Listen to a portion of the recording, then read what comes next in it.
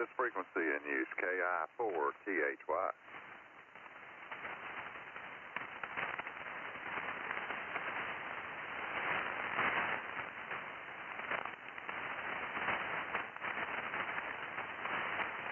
I don't think we're going to be able to do much tonight. A lot of static. KI4THY calling CQ on 3843.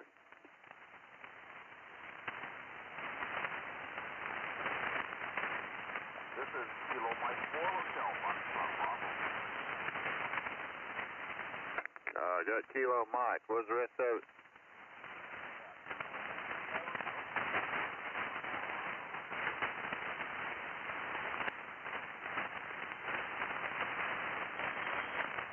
All right, boy, I can't hardly hear you. I got a 10 dB noise floor here. I mean, a S10 noise floor here. And I don't know. Anyway, I got K4M.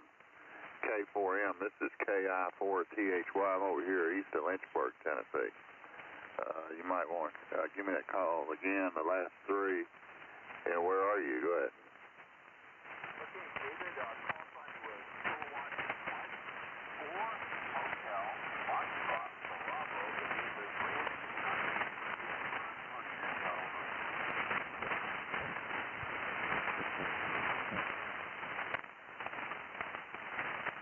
Alright, yeah, I tightened up the bandwidth here on the Icon 7200. And I think you said you were in Virginia. I think I heard your name was Randy. And then KM4RF is all I heard. I heard a KM4RF. Go ahead. Okay, you got Randy right, you got Virginia right, but call sign was KM4HFB, Hotel Foxtrot, Bravo,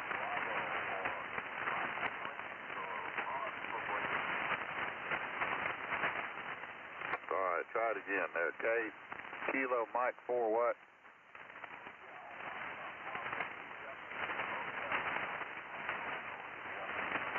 I got you now. KM4HFB, Hotel Foxtrot Bravo. And did I get the name right as Randy? Yes, sure did, Dave. That's right. Your signal pop up, over. Yeah, I heard a little bit of a QSO party in there. Of course, we got that storm brewing and cold front moving in tomorrow night here in Tennessee. And I guess that's what's precipitating all the static. But anyway, I'm able to pick you up. You'd be a lot better if we didn't have the static in there. But anyway, I'm going to pull you up here on QRZ. I got my smartphone out. I got to get my other computer going here. But yeah, we're running 1,000 watts here in over just a few miles east of where they make the Jack Daniels. I may have talked to you before there. Go ahead. KI4THY, Captain Dave. Okay, Dave, I don't know if I talked to you before or not. I'm pretty new to this channel here. So I'm just playing on here just a little bit ago.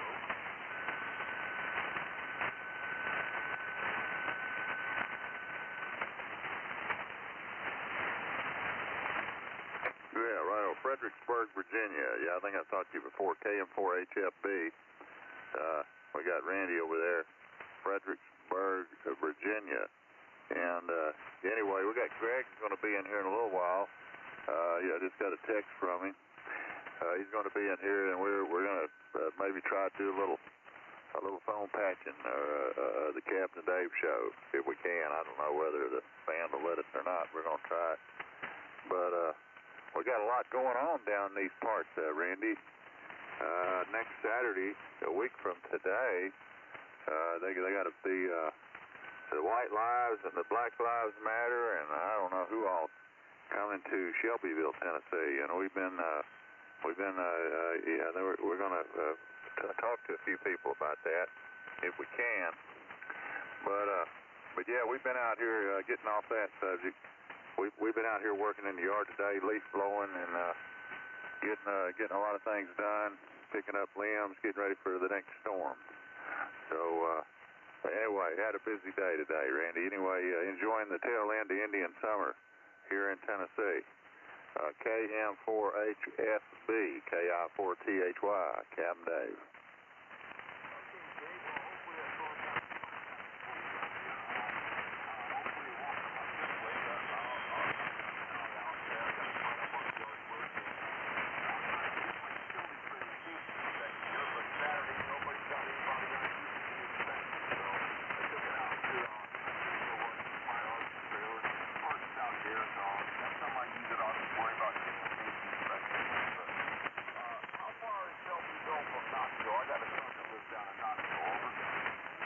Well, it's Shelbyville's right above Lynchburg, Tennessee. It's almost directly below Nashville. You know, it's a central part of Tennessee, Bedford County, and it's probably southwest of I-24, southwest of I-24. You know, between Murfreesboro and Chattanooga. But closer to Murfreesboro than Chattanooga, of course. But Shelbyville, Tennessee is mostly known for the Tennessee Walking Horse Show every year. Go ahead. Okay, I think I know where it is now. I just drove out that way here back, when did I go out here? It was in September. I went through there, going to Loco Tattoo. Saw that. Around Nashville. I think I did. All right, I didn't get all that. A lot of static. Are you running an amplifier, Randy? Okay,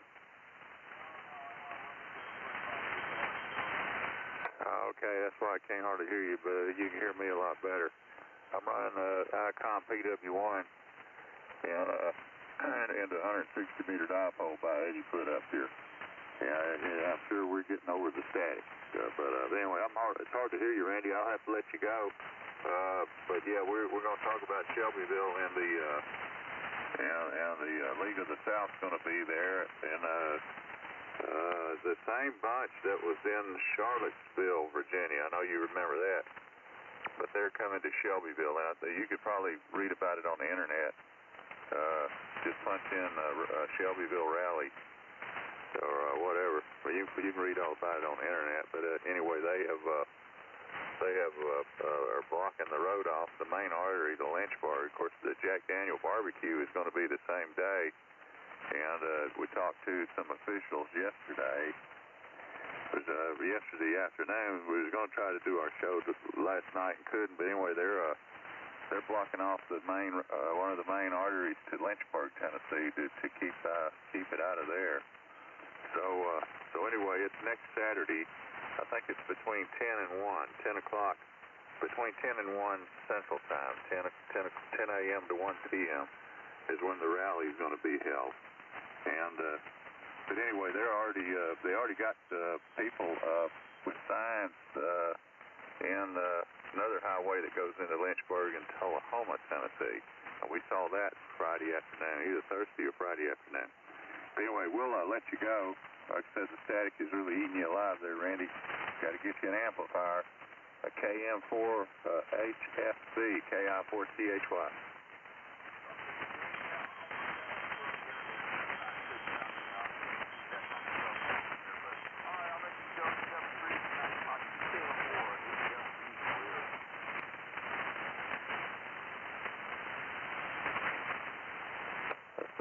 Let's see, WA2SFT will be in here in a few minutes. Greg in Cookeville, Tennessee, WA2SFT. But this is KI4THY, Captain Dave. And lots of static tonight, lots of static. Okay, anybody else in there? KI4THY, listen.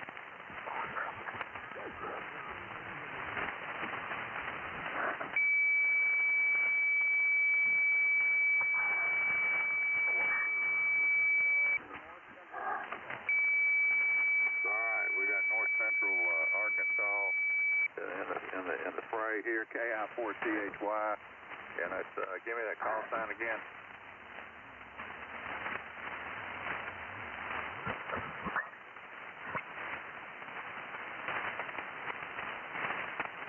North Central Arkansas, you still there? Maybe you had to switch on something there. Maybe he was in the QSO party or something there, I don't know. We'll just sit back here and take a sip and listen. KI4THY on 3843. What's on the show tonight, Dave?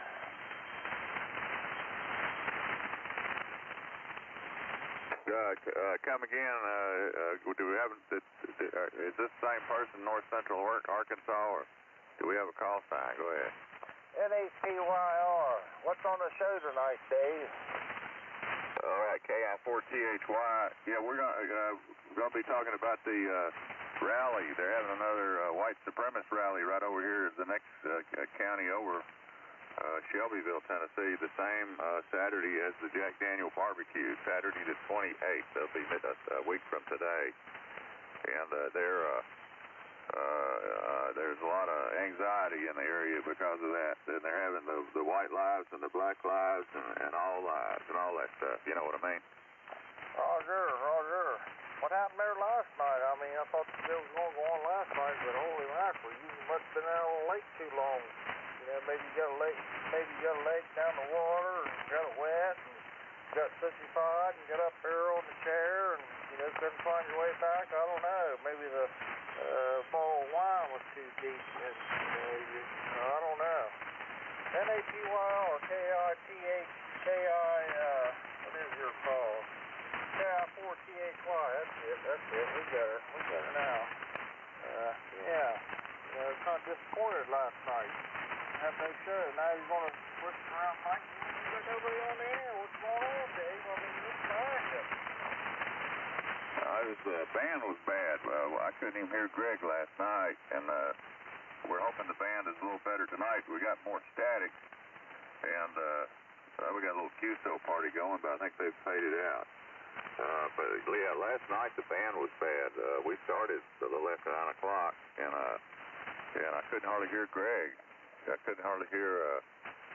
Couldn't even hear any Quamers either. And but everybody was. You know, a few stations far away you could hear and talk to, but Greg's station, which I've got to have Greg in there to be in communication with him to run the phone patch, but I couldn't hardly hear Greg and he couldn't hardly hear me, so that's why we terminated last night. It was just really bad band conditions. However, prior to coming on the air back at Friday afternoon, I was out on the lake, and I had a real good time talking on the radio, mainly 20 and 40 meters. I guess we did more 20 than anything, but I had a lot of fun out there Friday.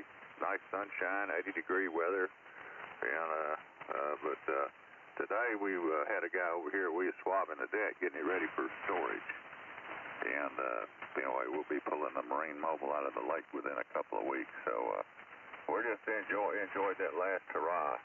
I think we may have one or two more before we put it up. We'll have to bundle up, though, because it's going to get a little nippy.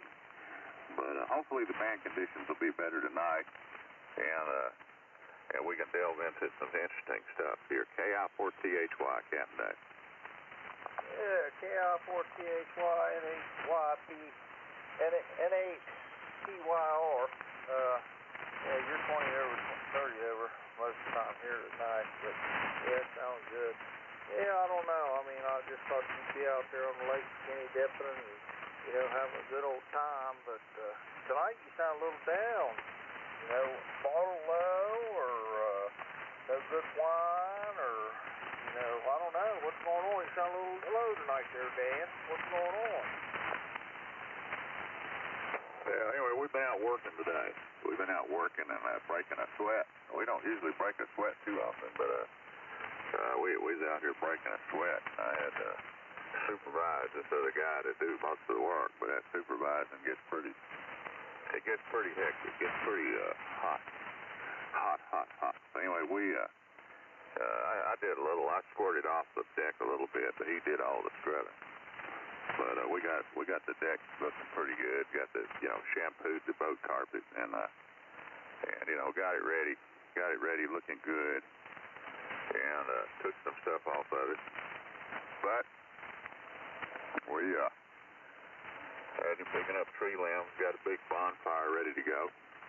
When the weather gets cold, we're going to have a big bonfire. But we're drinking mineral water tonight. I'm not drinking any wine tonight or anything. Maybe that's why I'm not as upbeat. But I've had a pretty busy day. Pretty busy day. KI4THY, Captain Dave, on 3843. Yowzer. KI4THY, NATYR. Yeah, I know, you sound a little different. Tonight. What's those cabin boy doing tonight? I mean, holy mackerel, if you get that wore out just walking down to get on the old pontoon boat and scrub and clean that up, what the heck you do in the bedroom with the old woman down there? I mean, man, you get that tired. Yeesh. She wants to wear you out a little bit. If you get that tired going down there and washing that boat on, geez, that's poor performance right there. That's poor performance, Dave. Over. Yeah, I think Cabin Boy is, he's been working on his Halloween costume, you know. He's making his own costumes. He was going to try to sell a few masks, but he's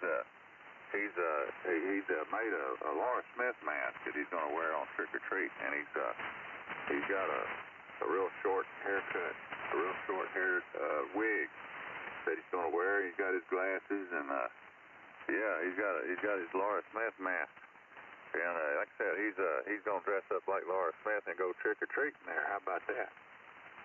Roger on the trick or treating. Yeah, that'll be all right. Well, KI4THY, NATYR. You still avoid the question. I said, if you get that wore out, washing the pontoon boat, doing everything else, what happens when you go to bed with the old woman wants to fire everything up in there, Dave? Well, you never know. We got so many things going that every once in a while, even Captain Dave has to take a break. And we've partied all summer long. We've had such a good time out here. We've enjoyed our Indian summer, and we're just hoping that maybe we can make our way to Lynchburg next Saturday. I think they're calling for a little bit of rain, but we're going to try to get down there and eat some of that international barbecue down there in Lynchburg Saturday the 28th. But we're like I said, we've been hunkering down. The other thing we got done today is we got our firewood stacked up on the deck, rear deck, ready to burn. And up there on the Cumberland Plateau over there where Greg lives, they're predicting frost over there in on the Cumberland Plateau, and that's over there near where Greg lives, I believe. WA2SFT. So we're all getting into prepper mode here. By the way, I heard that Jimmy Carter has volunteered to go to North Korea to visit Kim Jong Un. I just saw that on the internet a little while ago, so I just kind of wondered if that's going to come to bear. He may not make it back, but there was a lot of things going on, as a matter of fact, and I've been keeping up. You know, these stories change, and there's just a lot going on. You know, it's almost like I said, all this news, worldly news. Well, it'll drive you to drinking there, won't it? KI4THY, Cafe.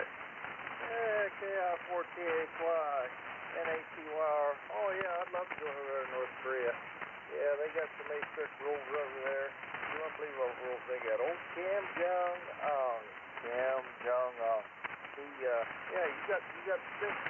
You got about 6 haircuts you can pick that he implements. You know, that's it. You have to apply to his rules, or you might get hung. It's hard to tell. You might get drowned. Who knows? There's no social networking, nothing, no porn. If you get caught with porn on your phone, you might get drowned, you might get shot. Who knows? He's got all kinds of things. One rule he does have, you can smoke marijuana over there all you want. Just like firing up a cigarette, all the military, everything. He don't do nothing to you. You can smoke all the marijuana you want there, Dave.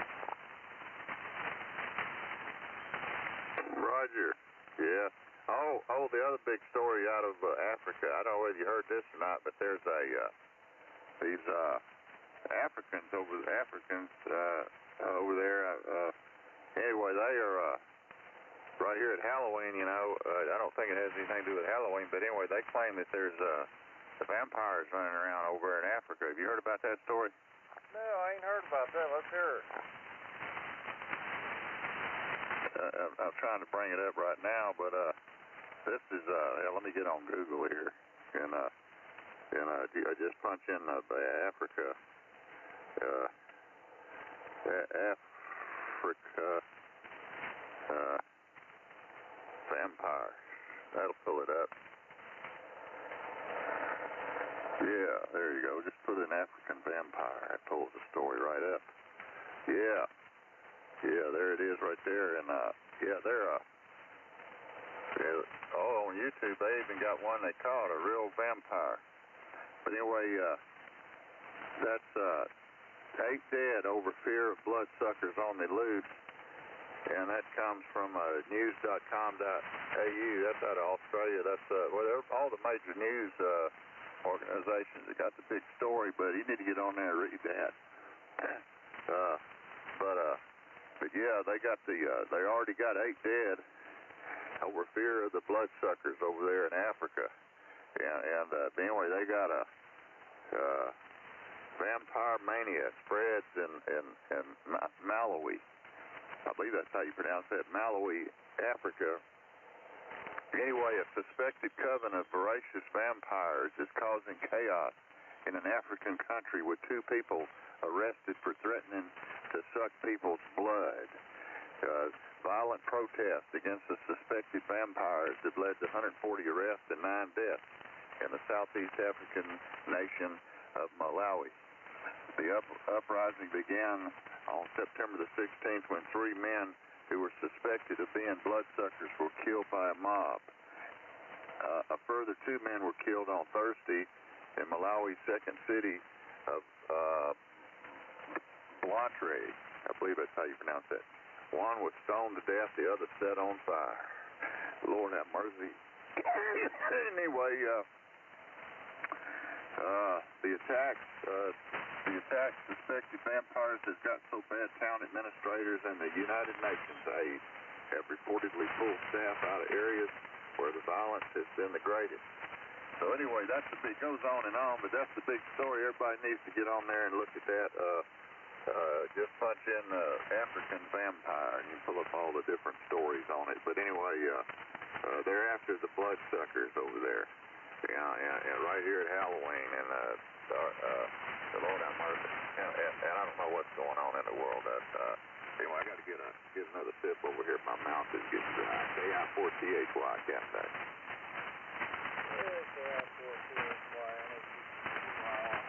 I don't know about the bloodsuckers. I don't know about that. That sounds like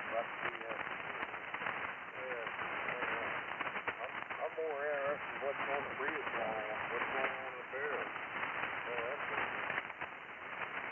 You can make a call up there and see what's going on. You can get the man shot after that. Anyhow, we're going to get out here. We'll see if anybody else wants to get in here. KI4THY, NACY, we'll be staying by and let's see what you got going on. All right, real good. Appreciate you hollering at us. And maybe the static will part ways here with us. Maybe we can get through anyway. We're going to have a good time. We got plenty of power here. Everybody can hear us. That's the main thing. We got everybody can hear us out there. So I got me a little sip here. I'm starting to perk up again. Anyway, 73 is KI4THY, Captain Dave. We're waiting on Greg, WA2SFT up there in Cookeville, Tennessee, where it's going to get a little frosty up there next week.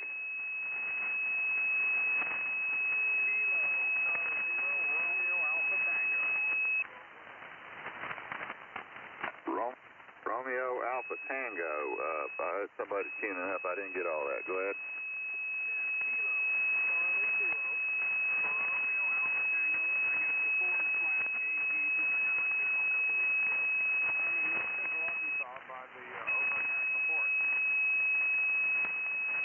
All right. Still got somebody tuning it up. I couldn't get all that. I think you said you were in Arkansas.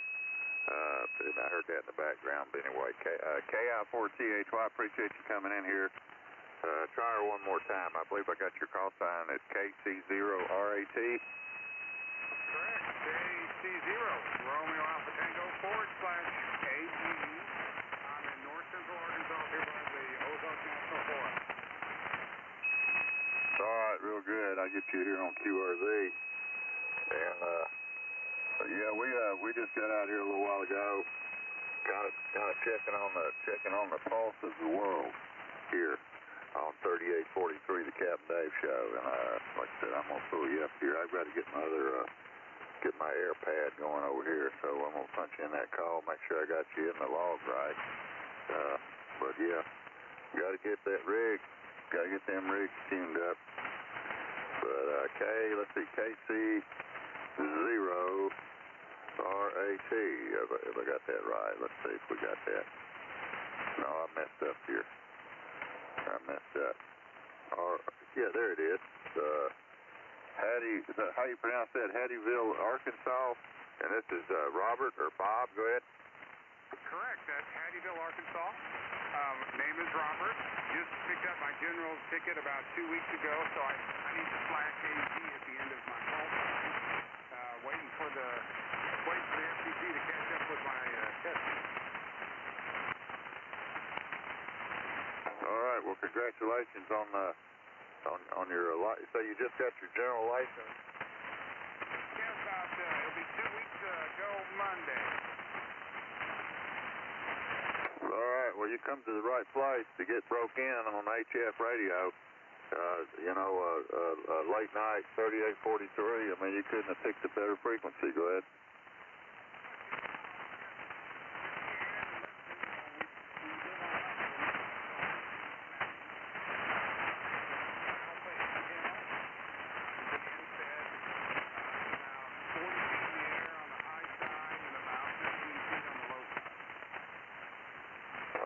Well, anyway, the static's trying to get you, Robert.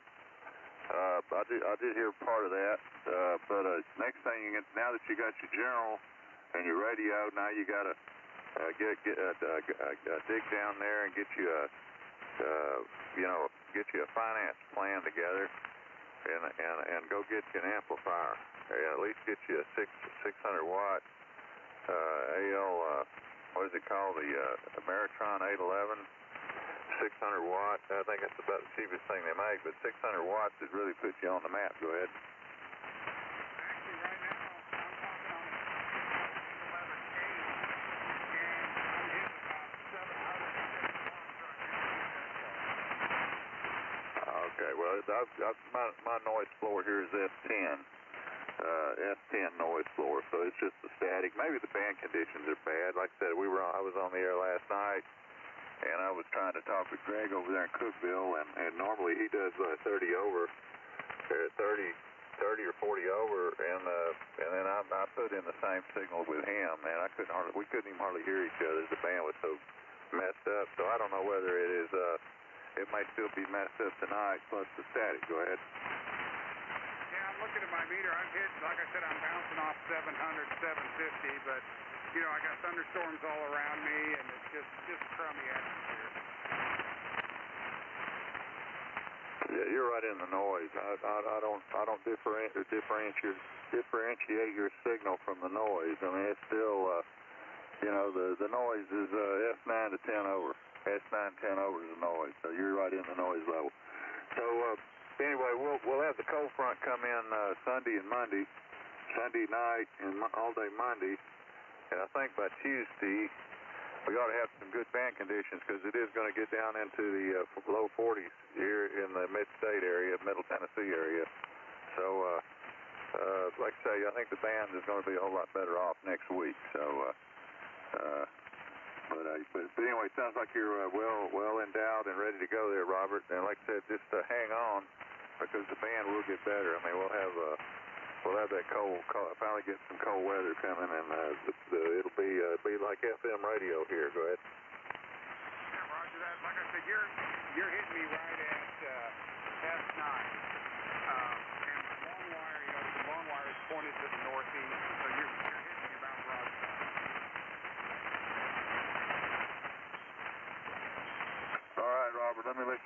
you kind of faded. I don't know whether you quit talking or just faded out. But anyway, let me let you go, Robert. Anyway, I appreciate the signal report. Like I said, we do have a good antenna, 160-meter dipole, about 80 foot up in the trees, and fed by ladder lines. So we'll say 73's Robert. You might want to listen in. Like I said, waiting on Greg, WA2SFT. We're going to try to get going here if I can hear him. If he's coming in good enough, we might be able to proceed here. But anyway, have a good one there, Robert. KC0RAT over in Hattiesville, Arkansas. KI4THY over here east of Lynchburg, Tennessee. All right, THY, you have a good weekend, sir. Yeah, KI4THY, N8POR. All right, NACOR, is that it? Yeah, N8POR. He said US 59. He's running an in-fed wire. Of course, you know, in-fed wires, they pick up a lot more noise than a dipole. Be better off on ground mounted vertical or inverted V or something. But he did say he heard you good. He said you was about a 5 now on him, but you couldn't hear him. And he had it facing, I'm not sure what way he said it had it facing, but that's where it was, anyhow. All right, and your audio, your microphone, it sounds like it's all mid-range. I'm not getting any highs or any lows. It's just kind of a hollow sound. It's hard to understand your syllables. Go ahead. Well, maybe I need to turn the mic gain down. Is that better there? Maybe so. Go ahead. Yeah, we'll see. Hang on. Yeah, 4THY, NACY. You know, it's got like I said, it still has that hollow sound, and I tell you, it sounds sort of like somebody talking on a cell phone, but it doesn't have the crisp sound that it should have, but it just sounds it's kind of hollow. It sounds like you're talking to something hollow. Go ahead. Roger. I don't know. It's just a straw can mic. It's just a straw can mic here, Dave. Have you got any way of changing the EQ on the mic or inside the radio? No, sir. It's just an old Kenwood 430. Just hold on here a minute. Just hold on. I think you said you was on a Kenwood 430. Yeah, we'll go ahead and try something there.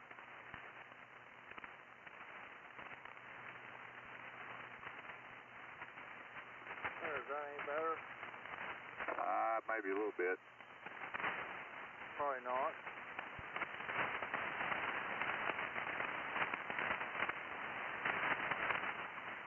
How's that, Dave? Is that any better? Oh, yeah, what did you do? Put a different mic on it. Yeah, that helped a lot.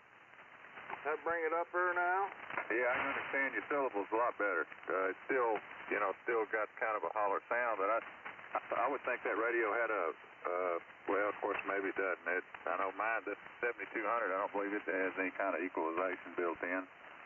But I'm running a dynamic mic on it. But anyway, you're okay now. You changed the mic. That made a lot of difference. Was it just a different Kenwood mic that you're using? Yeah, I'll put a different mic on it. Yeah, you can't change nothing on this old 430. It's just, that's it. The way it is, that's it. Put a different hand mic on it, that's it.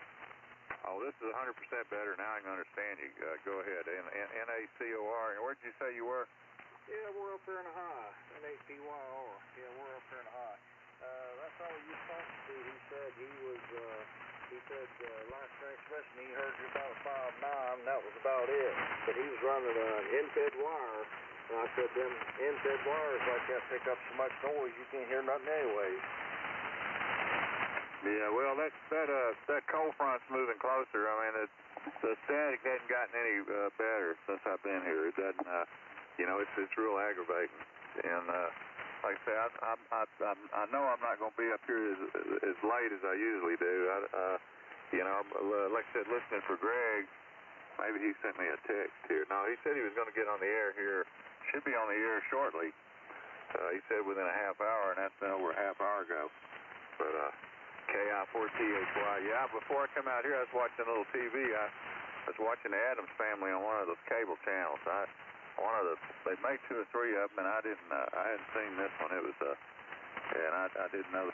Anyway, the guy, Christopher Lloyd, that played Doc on the Back to the Future, he played Fester, and that's the only reason I watched it, because it was just hilarious. He's dressed up like Fester, and it was just really funny.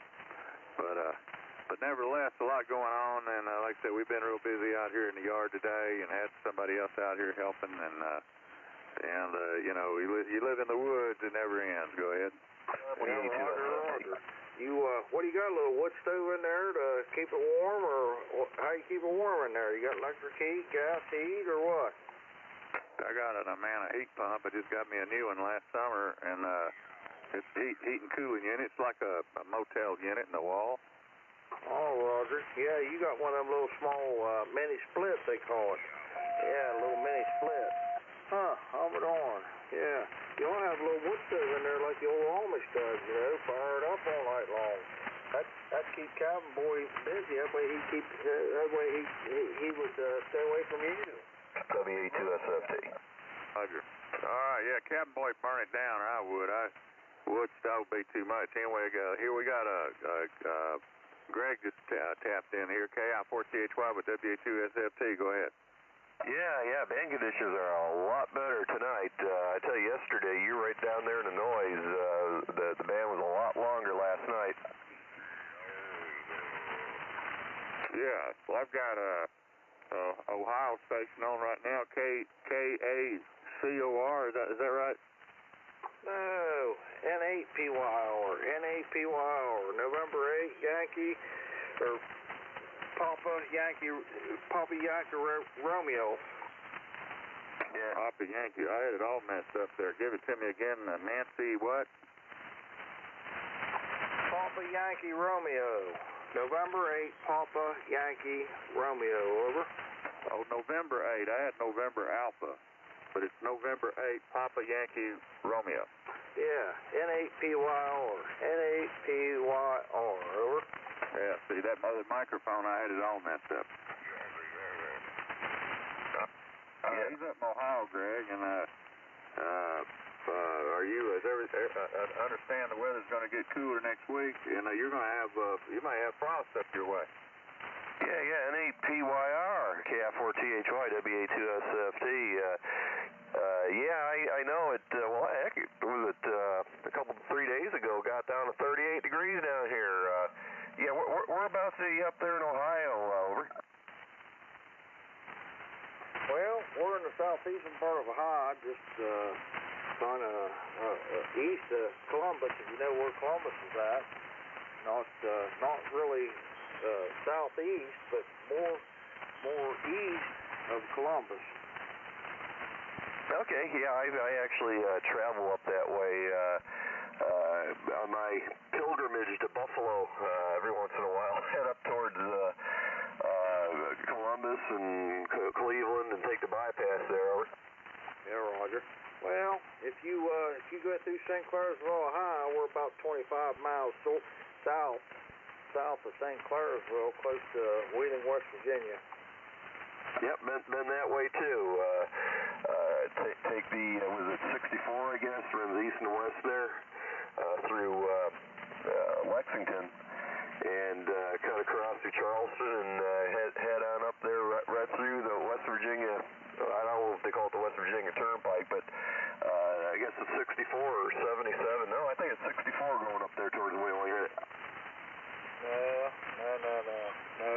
Route 70 goes through Wheeling. If you go further east, you're going over there close to like 79. It goes down to Morgantown and all that goes to Charleston and Morgantown. Well, I've been on all them interstates up there at one time or another. I just can't keep them all straight over now. Yep, I understand.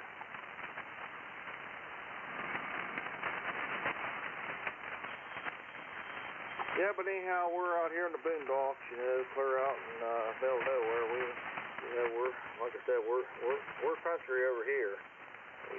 We are what we are, and that's about it. Yeah, real good. Well, you're probably about, flux around a little bit there from, anywhere from 15 to 25, 30 over. Go ahead. Yeah, that's not what you guys are. Dave's been saying about 30 over, nothing less. Sounds good, both of you do. Oh, likewise, I didn't hear you before you changed your mic. I walked in right during that time there, but audio sounds real good. Yeah, Dave didn't like the sound of that hand mic, so we put this mic here on.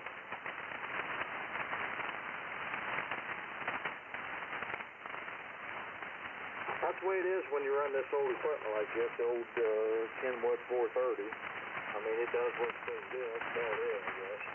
Well, I'm running a TS530 SP, and I ran a 520 for years and years and years, and they're really particular with the microphones. I tell you what, the best mic I ever had, I'm running the stock mic on this one, the MC50, but I tell you the one that really complimented it well is an old Shure, not a Shure, but, oh God, hold on here, it'll come to me in a minute. Damn it, my mind's going on me. I got an old 520 over here. I run it every once in a while on 20. A 520 SD, which there ain't much difference between the 520 S and SD. Yeah, it's good. It's a good old radio. You don't even have to run an amplified microphone on it. It's a good radio. Good receive on it. I like it. But I got it over here sitting. I ain't got it on. Every once in a while I hook it up and run it on 20 meters, but other than that, it sits here and I use this old 430. Yeah, the microphone I was thinking of is an old Turner Plus 2. I tell you what, that thing was probably one of the best microphones I ever had that matched up with this Kenwood and the 520 SE that I have.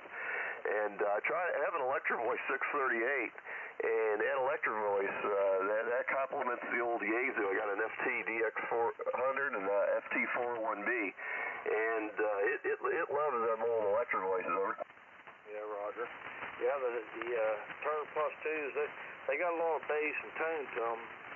Of course, that's what you need. I don't like to hear a station with a lot of highs, not a real lot of highs. I like not too much bass and not too much highs. I just like it in between. You know, a lot of guys run, 3 KC's wire or 2.8 and a lot of bass. I don't like it. You know, your audio right now and Dave's just sounds perfect to me, to my ears. You know, to somebody else's ears, it may not sound as good, but to me, it sounds good. I tell you what, you can't beat these tube radios. You gotta love them. Yep, that's right. Well, tube finals anyway. That FT401B and FTDX400 transceiver that I have, both of them have, I think, at least a minimum of 22 tubes in it. And I tell you what, you don't have to worry about heating the shack up with that thing on. Oh no! All right, Captain Dave, get your show started. That old 520. I've never had to do anything to the finals in that 6142s. I think that's what that. Yeah. I don't know if they're A's or B's. It probably don't make too much of a difference. I got a couple old heat kits here that run the same finals, all tubes. But yeah, they're good old radios. Good quality audio.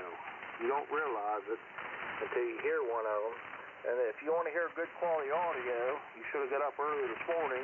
You know, Central Time. Well, let's see, Pacific. Central Time. 8:30 this morning. You could have got on the old vintage sideband net and listen to them guys run the old Gregs, the old Trams, the old heat kits. You know, the old hybrids. You'd have heard some good audio then. I actually have the original Drake twins from the 60s, early 60s, T4X and an R4A. And one of these days I'm going to get these things back on the air. And I've been told that it has good audio. Oh, they do. All you have to do is just get up, like I said, just get up Saturday mornings early in the morning and listen to them guys up there in Wisconsin. You'll hear some good quality audio from the old tube equipment. But anyhow, we're going to take a break here, and we'll see what Dave's got to See what Dave's got going on there, Greg. NAPYR. KI4THY. And I was telling, I forgot his name up there. Shit, I didn't write it. What's your name in Ohio? Ken, old Ken, Kenny. Oh, Ken. Okay, yeah, Ken. Yeah, I was telling Ken about what we were trying to do last night, what I was trying to do. Anyway, KI4THY with WA2FFT. And what I'm bringing up here is trying to get the latest info on the League of the South. And of course, the League of the South is the main people heading up the rally coming up in Shelbyville, Tennessee next Saturday. Saturday between 10 a.m. and 1 p.m. and that has brought out the I guess all of the lives that matter, the blacks, the whites, and everybody else. Go ahead, Greg. Yeah, I was looking online after you mentioned that, and did a little bit of investigating, and that's going to be kind of interesting. Now, I see that they have a permit down there in Shelbyville at about 1 p.m., and then I guess after that it's supposed to go to McMinnville from what I'm seeing. Right. They're going to be in Shelbyville and Murfreesboro. Shelbyville first, and then Murfreesboro. I don't know how that's going to work out, but they had been in Shelbyville before, and it wasn't really much to it. But then that's several years ago, and but now, of course, we have the the big one they had up in Charlottesville, Virginia, and but anyway, you got the same bunch that's coming to Shelbyville. And so anyway, I'm clicking on. I'm on their website right now to see if they had any kind of a update.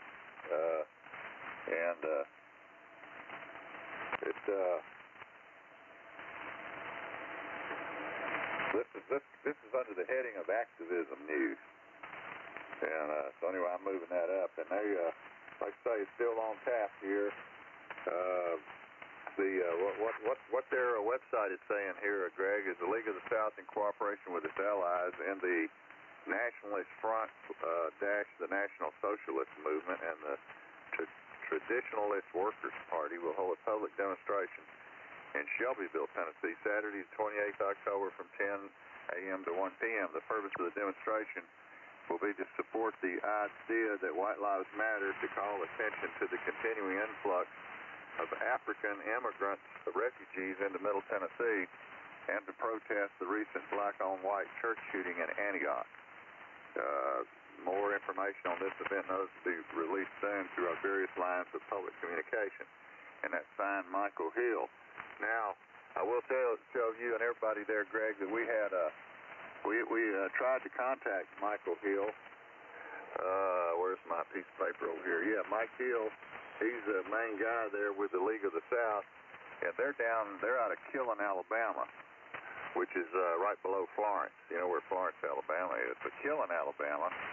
And anyway, there's like 4 or 5 local members, and one of the guys, Harold Cruz, he's a lawyer over in Kennersville, North Carolina, and I think he lives in Walkertown. But anyway, some of this information I got from the Southern Poverty Law Center. That's another a good website to go to. I think they're going to get involved with it. I'll go to their website here in a minute, but they're out of Montgomery, Alabama. But what we know so far, of course, that I have talked to several officials in Shelbyville, KI4THY here, and Shelbyville, and they have the city mayor, the mayor of Shelbyville. I talked with him at length, and but he said they're blocking off the Highway 82, which goes from Shelbyville to Lynchburg. In other words, they are, of course, I mentioned about the Jack Daniel barbecue. He didn't really have any comment of why they blocked 92 off. I mean, Highway 82. But 82 is one of the main arteries that gets into Lynchburg. The only other ways you can come in is on Highway 55, which you either got to come from Fayetteville, Tennessee, or come from Tullahoma, Tennessee, or take a back road, a country road into that area. But anyway, in blocking that road off, that's I guess they're trying to seal off any of the protesters that might make their way down to the Jack Daniel barbecue, which is going to be held that same day, and during those same time frames. Of course, it'll still be going on after 1 o'clock, but certainly between 10 and 1, it'll be going on there. Anyway, back to you, go ahead.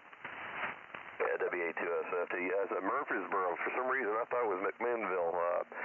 I get that mixed up every once in a while. But anyways, yeah, that's interesting. Yeah, that really is. Now, so it might be just pure coincidence that it's the same day as Jack Daniel's barbecue down there. But now have they ever had any? You said they was down there before. Did they ever have any violence, or is it kind of like a peaceful protest?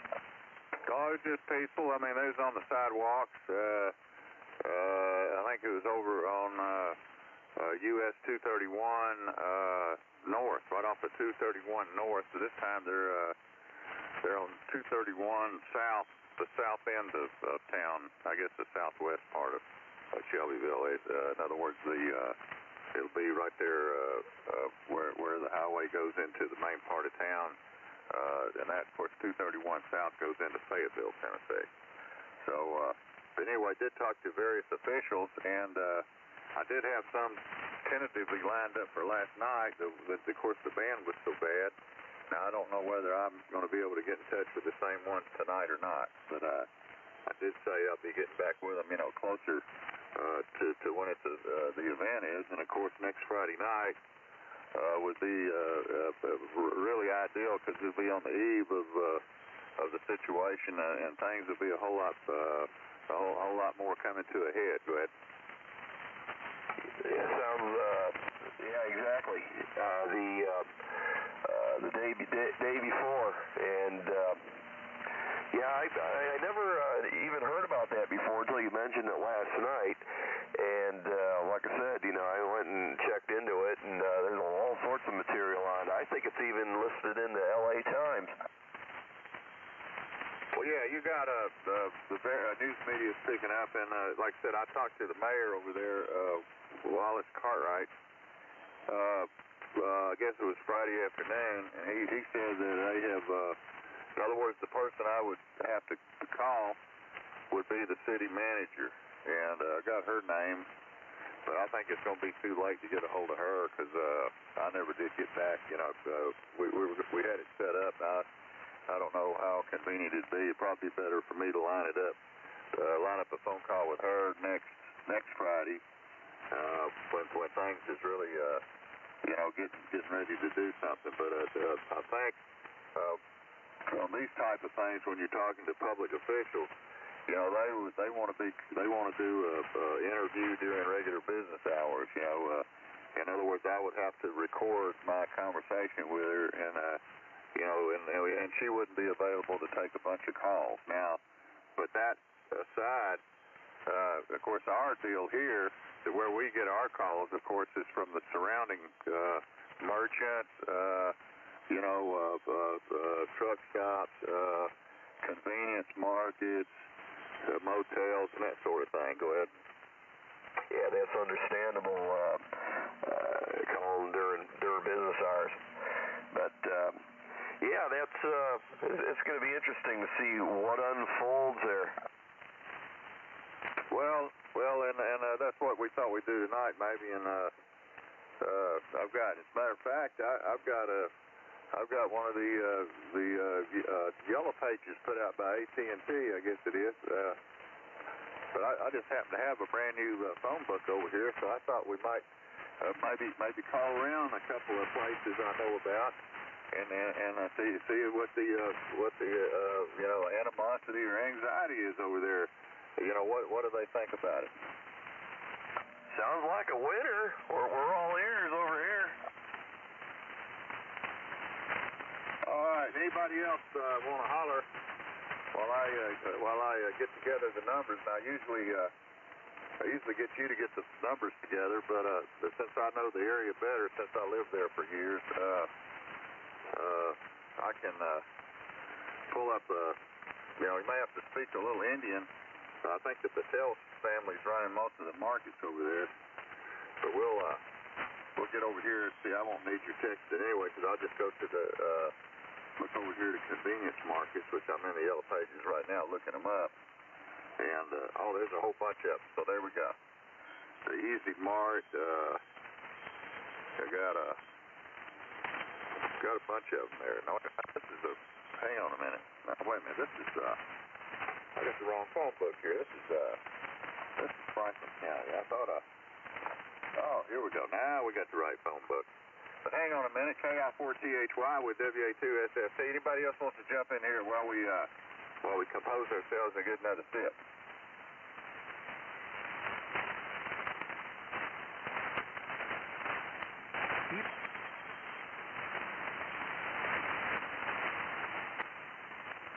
Oh, I just got here. What's tonight's lesson?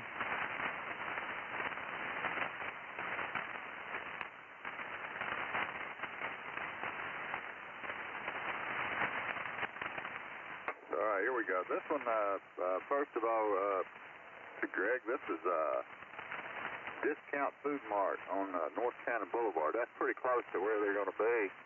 So let's see if we can get a hold of somebody over there. See if we can, see if there's any animosity. Yeah. See what the locals have to say. Hang on a minute.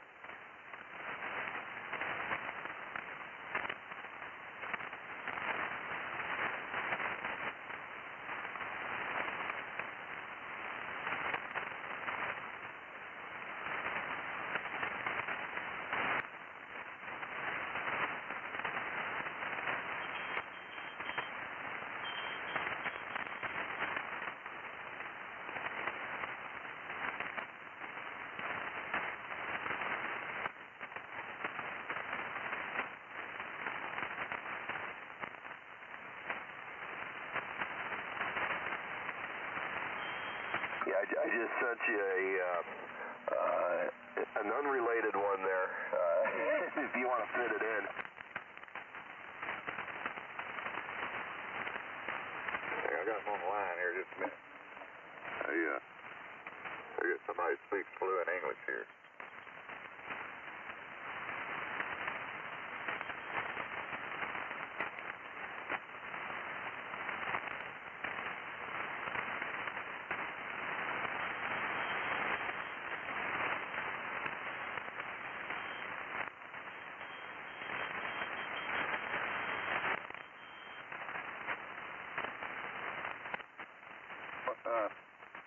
Hang on a minute. KI4THY with third-party traffic here with WA2SFT. Anyway, can you hear me? Hello, can you hear me? Can you hear me, sir? Where are you coming from? Yeah, I'm calling over here near Lynchburg, Tennessee, and we just have people wondering, what is the, what are people thinking over there about the rally coming up next Saturday? Over there, is there a lot of animosity with your, some of your customers or your family there? Yes, yeah, they are. Everybody's scared about those. So they expected a pretty big crowd over there next Saturday? That's why they say yes. So, now how far is your store from where they're operating? Are you very far away from where they're going to be over there near the old Burger King business? I don't know. So, you have to talk to. All right. Hey, I appreciate your help. Thank you, sir. Bye-bye. All right. Anyway, that's what I thought we'd get into. These people over here from India, the Patels, or maybe they're Middle Easterns. I don't know. Maybe I don't know where they're from. I didn't really get into it, but that's what we're going to get into. Is as we call some of these independent markets, is most of them is owned by people, non-Americans, and they're a little hard to talk to there, Greg. Yeah, been like that for at least a couple generations, it seems like, and it's not getting any less. But I'll tell you what, you get down into Louisiana, you get a lot of, you don't see too many of them except down and around New Orleans. They're owned by good old USDA Americans. Right. right. Well, let me try one more. I know you sent me a number for the Philippines. What's that all about? What do you got? The only thing I know of happening in the Philippines is that, let's see, I'm trying to think of who. Yeah, the Hollywood actor, what's his name? He was there with the president, and I can't think of his name right offhand. You know what I'm talking about? Has the goatee, and he does martial arts movies. He was just there, and of course the other thing in the Philippines is they're trying to finish up running the ISIS out of that lower Philippine island. Go ahead. Okay, well, that's the American Legion in Olongapo City. Oh, American Legion in Olongapo. Okay. Well, do we want to go with that, or we want to try one more place over in Shelbyville? Oh, your call. I was just thinking with the time change and everything like that, it'd probably be about 12 noon or so over there. All right. I'm going to go with this other one on South Cannon Boulevard. Let's see. Let me try them then.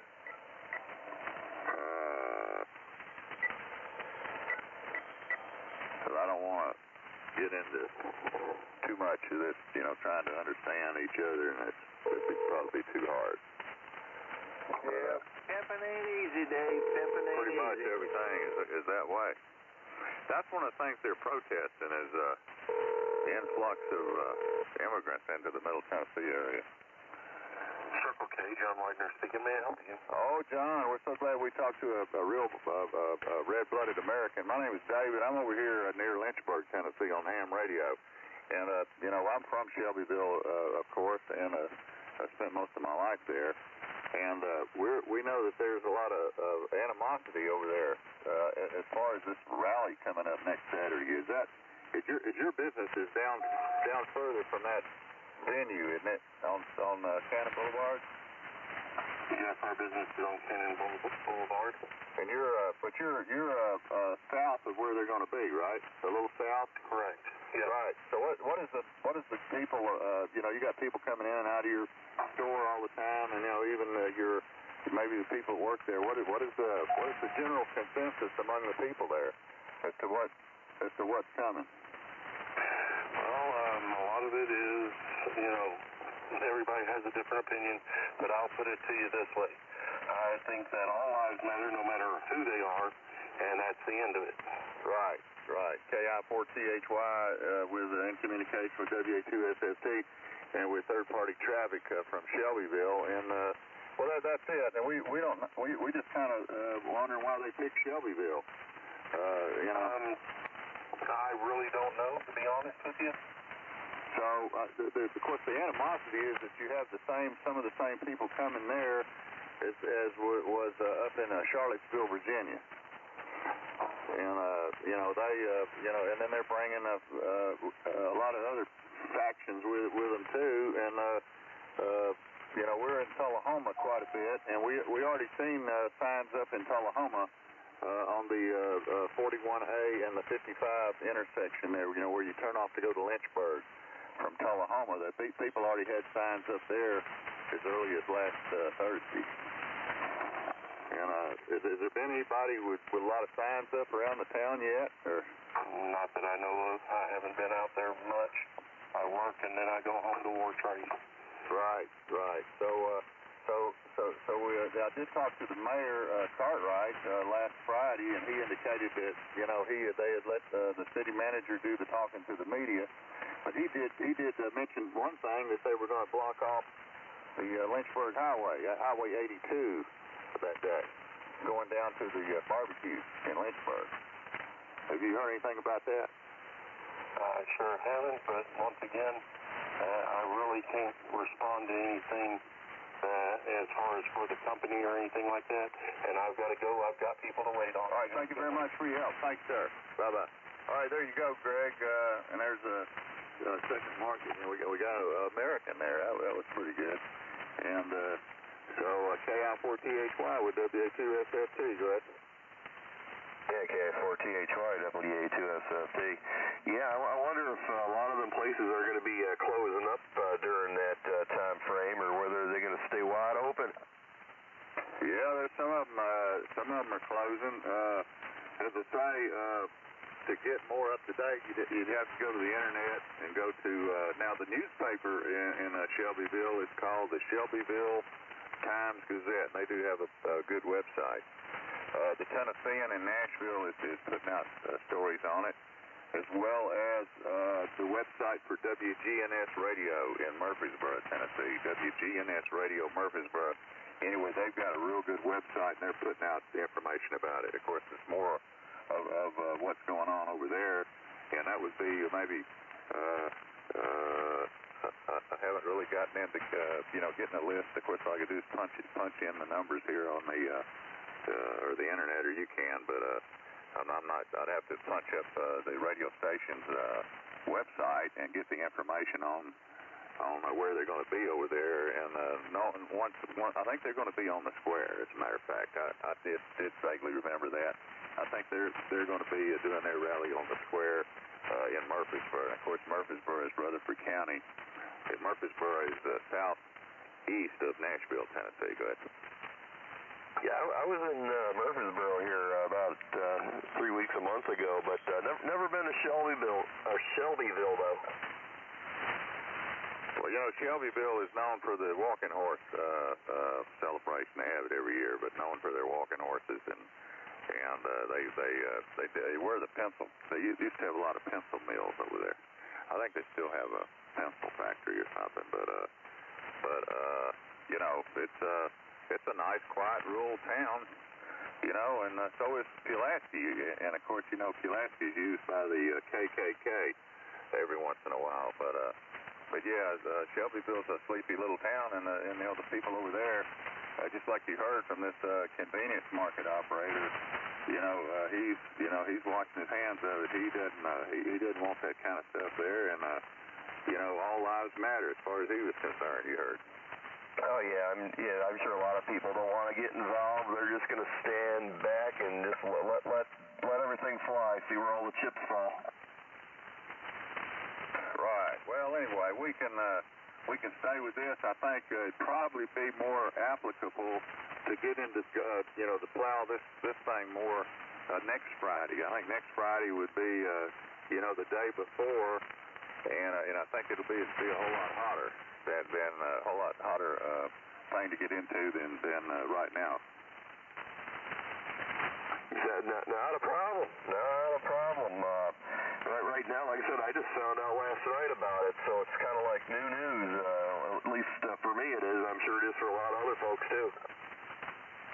Right. I would assume that anybody listening, I mean, you can go to the internet. You can get your you can get up to speed with it. And but anyway, the other people that I contacted that I didn't hear back from was some representatives of the Southern Poverty Law Center, and like I said, I've got their phone number. They had a separate media number, and I called it. And as a matter of fact, I emailed it and put my call sign on there, and I told them that I was representing the Captain Dave show, and I told them we covered the Western Hemisphere, and get back with me. I hadn't heard anything from them, so I imagine that maybe they probably are talking to a lot more credible people. And of course, we're not any kind of a news media. We don't do broadcasting or anything like that. We just do ham radio. But I hadn't heard anything back from the Southern Poverty Law Center there in Montgomery, Alabama. But again, you get on the internet and you go to their website, and there's plenty of stuff on there. There's more stuff than I care to look at. Not really interested in getting into any of their agenda on either one of the websites, either theirs or the League of the South. It's just the rally itself is what I was primarily interested in. So anyway, we're going to revisit this back, and that'll give me next week to maybe firm up some things that we may do next Friday. Hopefully next Friday the band will be good. But anyway, back to this number in the Philippines. And you sent me another text here. I don't know where that is, but let's see. I got that one. Alonga Post City, and then Oh, yeah, the Spanish Embassy in Honolulu. Now, that would be, yeah, I was going to say, you hit that on the head. The questions about the Catelonia. So maybe they got, maybe there's somebody there that speaks English. So what do you want to do first? Do you want to go to the American Legion in Longapo City? That's kind of my old stomping ground over there back in 72. Go ahead.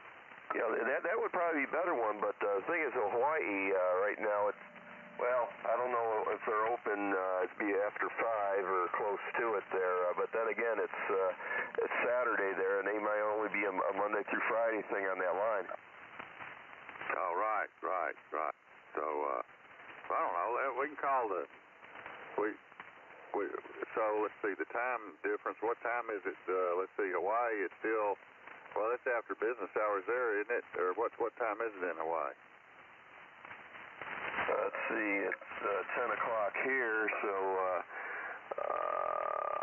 it'd be about 5 p.m. 5 p.m. because 10 o'clock here Central is 5 p.m. Hawaii time. All right, maybe we got somebody lingering, so let's go ahead and call the Spanish Embassy in Honolulu, KI4THY. Are you ready? Yeah, WA2SFT? Yeah, okay. Third-party traffic is coming up here. 2260430. Captain Dave Show, no, 3843. And we're calling Honolulu, Hawaii, in the Spanish Embassy. ¿Cómo está usted, amigo? How's it?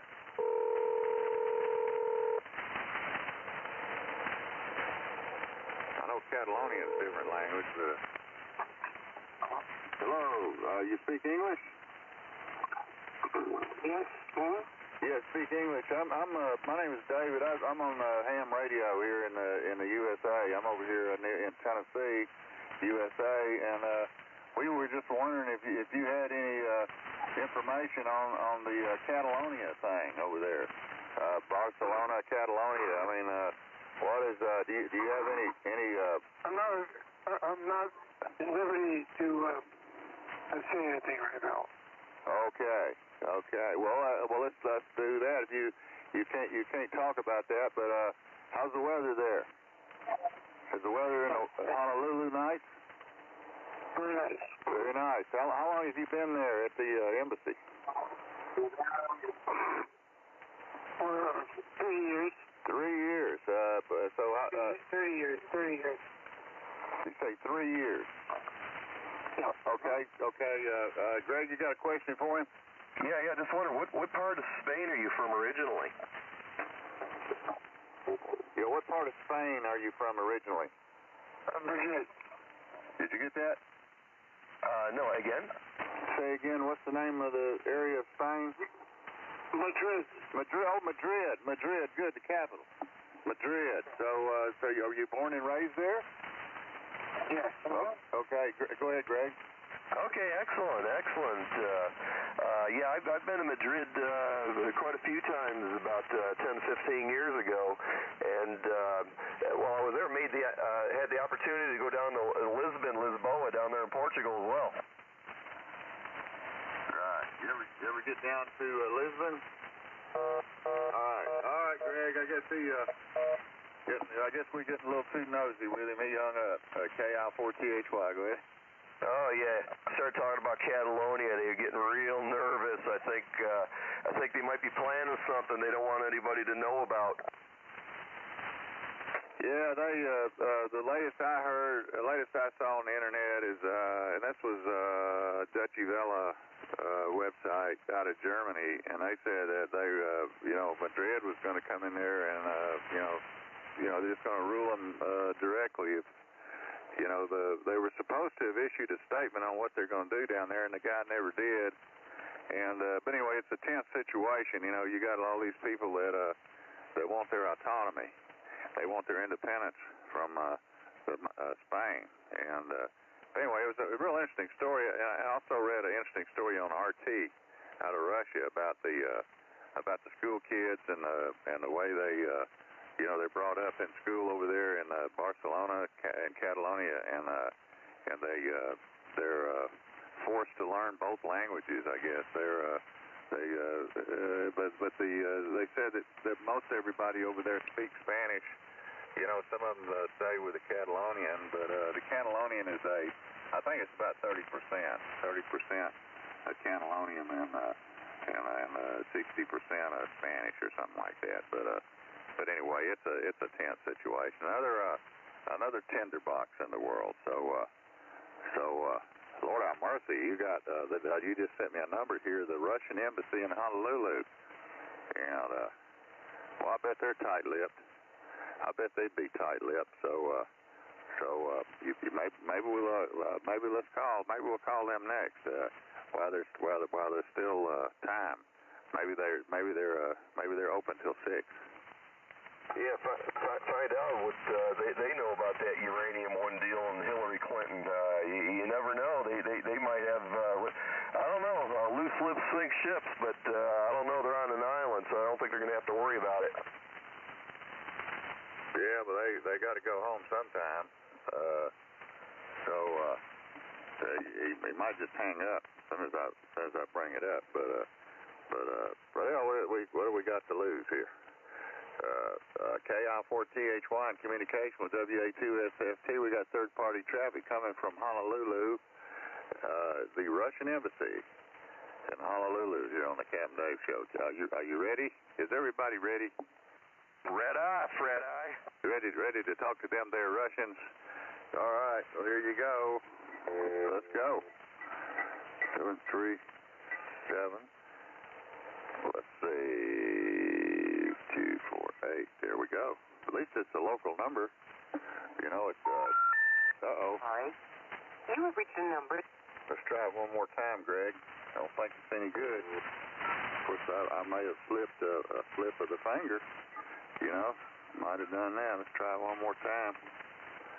See if we can get, no, that's no good. So what do we do now? Are we back to going to the Philippines, or is it too early? Hold on, I got one here. Stand by.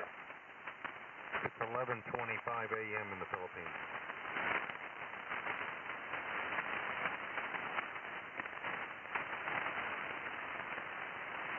All right, we're waiting. KI4THY, listening on 3843. Yeah, not much going on in the Philippines before noon. They're probably all in church over there worshiping Buddha or something.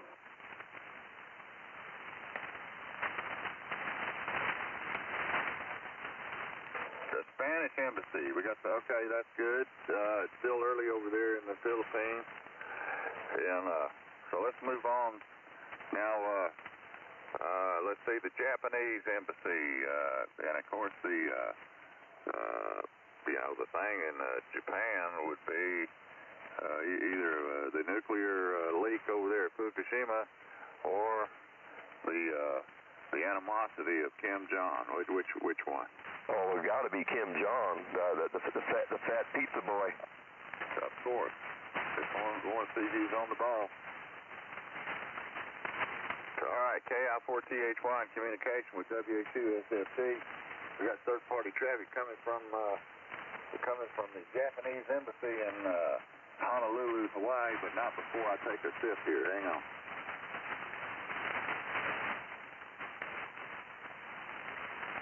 KI4THY from WA2SFT. I wonder if they know who Dennis Rodman is. They know that he's an American Schrader.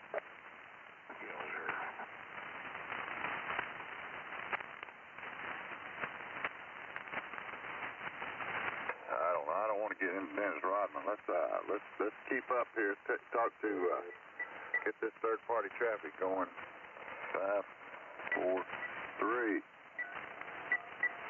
How's your Japanese? こちらは在ホノルル日本国総領事館です。窓口での受付時間を終了しておりますが、緊急にご用のある方は1を押してください。緊急連絡サービスにおつなぎいたします。This is the Consulate General of Japan in Honolulu. The consulate is closed for the day. If this is an emergency, please press 1. This will connect you to the emergency message service. 当館の開館時間は祝祭日を除く。 Alright, there you go. Sayonara. That's what I was trying to think. That's the only Japanese I know is sayonara. That's how we said sayonara to that one. There you go. Well, I know when they answer the phone, they say mushy mushy.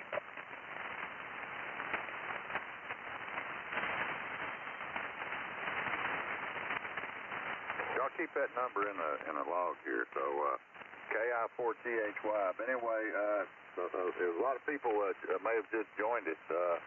We started out talking about this rally coming up in Shelbyville, Tennessee, Saturday the 28th.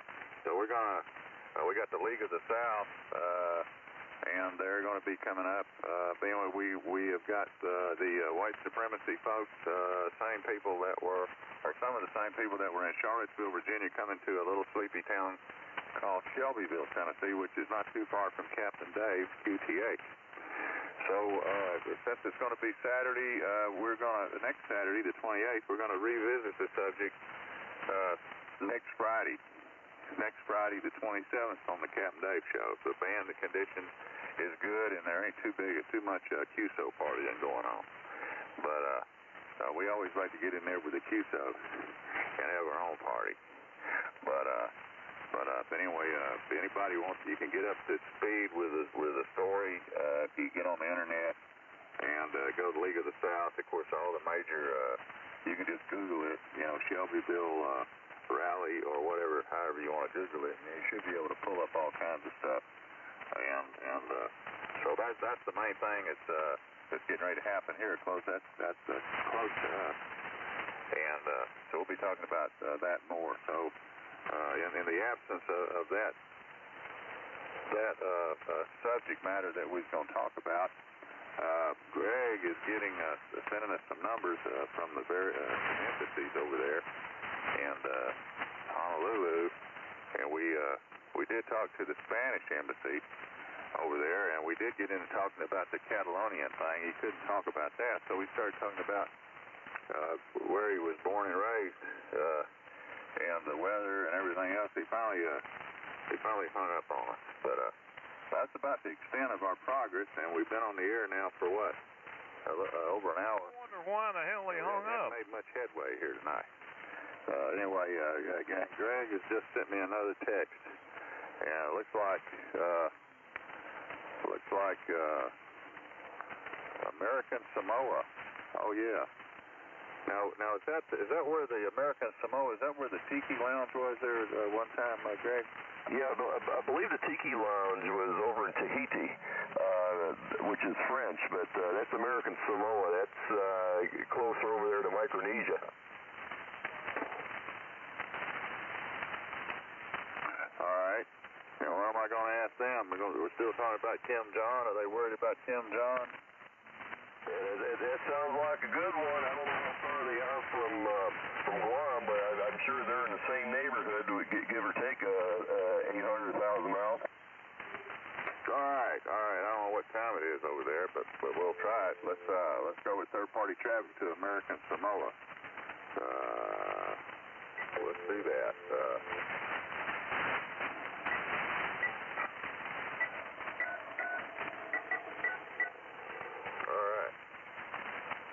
We don't have to go with that country code, do we?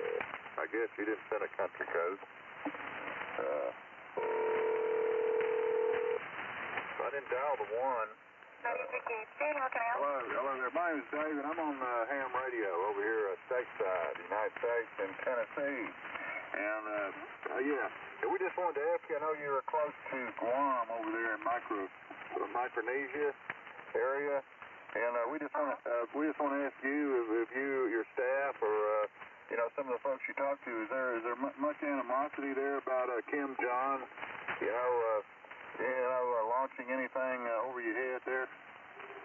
I think it was a few weeks ago we did have a drill in Samoa just in case he nukes us, but after nothing happened the first week, I think everyone's kind of simmered down a little. Right. Now, I guess you heard the news. Old Jimmy Carter, who's 92 or 93 years old. He's volunteered to go see old Kim Jong. Oh. Have you heard that? I didn't hear about that. I did hear he was helping rebuild some of the homes that were affected by the hurricanes before. Oh yeah, he does that Habitat for Humanity thing. He's into that, and this just come out hours ago. That he said he'd be available to go over there and try to broker some kind of peace thing. But he said he would be a little apprehensive if he did that. So, but we understand that Guam has had, I think, a drill or two, and we did talk to the folks there up and down the coast there at Agana, and also over there to Anderson Air Base. They talked to a guy who worked at the exchange over there, and he was kind of giving it. That's been several weeks ago back. But anyway, right now, they're doing a lot of drilling with the South Koreans, I think, and the Japanese. And so right now, everybody's just back to normal. Nothing's really, not a whole lot of animosity there right now. Yeah, not too bad, but still a little bit on edge, just in case. All right. Anyway, we got Greg over here. He's another ham operator. Greg, you got a question? What was your name, hon? My name is Tua. Tua. Okay, Tua. Hold on. Hey, Tua, how you doing? How far away are you from Guam exactly? I think we're only 2 or 3 hours away via airplane. Like the exact distance or anything. Oh, okay. What time is it over there now? Right now it's 4:28. Okay, 4:28 in the afternoon on a Saturday, correct? Yeah. Okay, real good. It's 10:28 Central Time here in Tennessee. Yeah, and what's the weather like there? Is it 80 degrees? It's on and off, rainy, sunny. Like half the day it'll be bright as hell, and then the other half it'll be like hurricane season all over again. All right. So anyway, y'all have much tourism there this time of year? Yeah, it's getting around to be Thanksgiving and then Christmas, so people are trying to get their flights in early so they don't have to pay the extra fares for the holiday season. Right, and then what do you do there? You on air person or management or what? What do you do there? Where you more behind the scenes, like producing. Right. We just finished running the board for the local football games. Right. So you operate a FM station there or AM FM? Yeah. Okay. FM, and you cover how much power do y'all run over there? I have no idea. I'm one of the lower lackeys. So does your station stream where we can pick it up here stateside? Yeah. Oh, good. So what is the well, I'll check that out later. Hey, anything else you want to ask her, Greg? Yeah, since you're talking about football games over there, and kind of curious, are they standing for the national anthem, or are they taking a knee over there in American Samoa? I'm pretty sure everyone's standing. Very Republican, conservative, Christian island. Wonderful. All right. Hey, I appreciate you talking with us, and thank you for giving the information on your streaming service. Thank you. From American Samoa, we'll say aloha. Is that? Can we say that over there too? Aloha. Over here we say talofa. Talofa. Okay. You want to say that, Greg?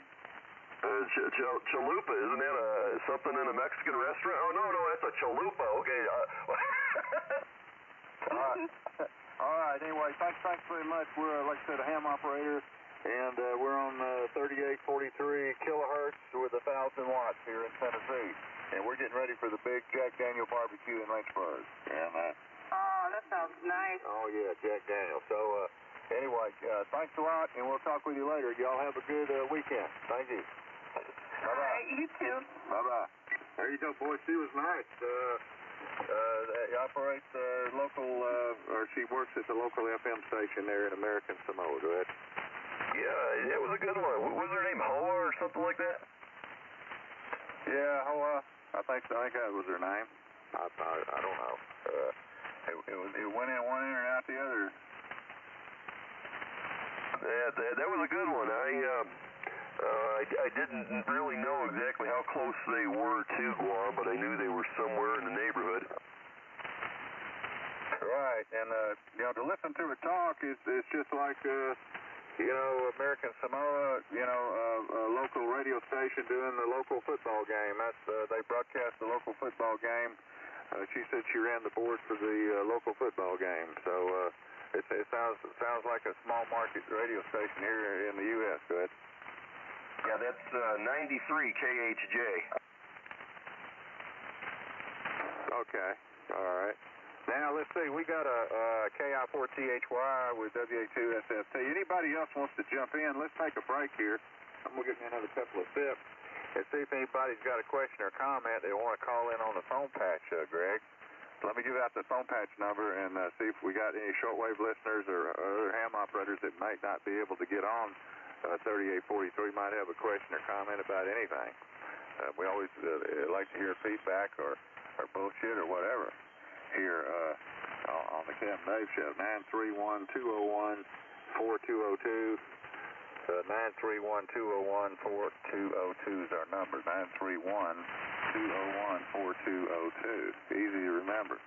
So we'll send it back to Greg. In the meantime, anybody wants to holler and have a comment on the air, you can call in. 931-201-4202. Captain Dave Show, Friday night. No, this is Saturday. We had bad band conditions last night. So anyway, back to you, Greg. Yeah, KI4THY, WA2SFT. Excellent.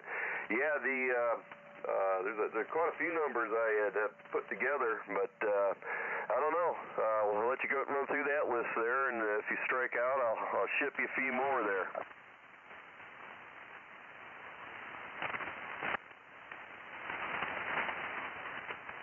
Yeah, I kind of got the itch to call Loco City. The worst that could happen is they won't be open yet, and I can call them back later. But anybody, I just had my sip. Anybody wants to holler at us, feel free. 931-201-4202. Oh yeah, I know what I want to do. I want to try to call Arecibo, Puerto Rico while I'm thinking of it. I call where's it card at? Here, Kurt, Captain Kurt, Arecibo. Let's see if he got his phone working. No, wait a minute. We tried that before, and it was assigned to somebody else, so we can't do that. So I really don't have his number, so we can't do that. We had the other people I was trying to call is the Young Republicans in Berkeley, but I'm not going to do that. That's old stuff. So let's go with I just tried Loco City. So let's go to Loco City, Philippines.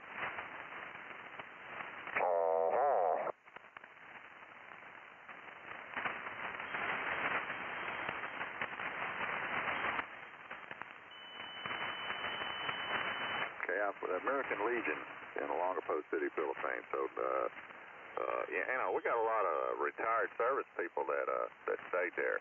And have Filipino wives, and they got family there, and so there's a lot of Americans in the Philippines. So without further ado, KI4THY in communication with WA2SFT, third-party traffic, attempted third-party traffic from the American Legion in Loco City, the Philippines. And most of these Navy people out there know that was where a lot of activity was back during the Vietnam War. As a matter of fact, that place is just about as busy as Saigon. Yowzer. So here we go through the miracle of instantaneous communication, or almost instantaneous. It's just like calling across town. It works that easy.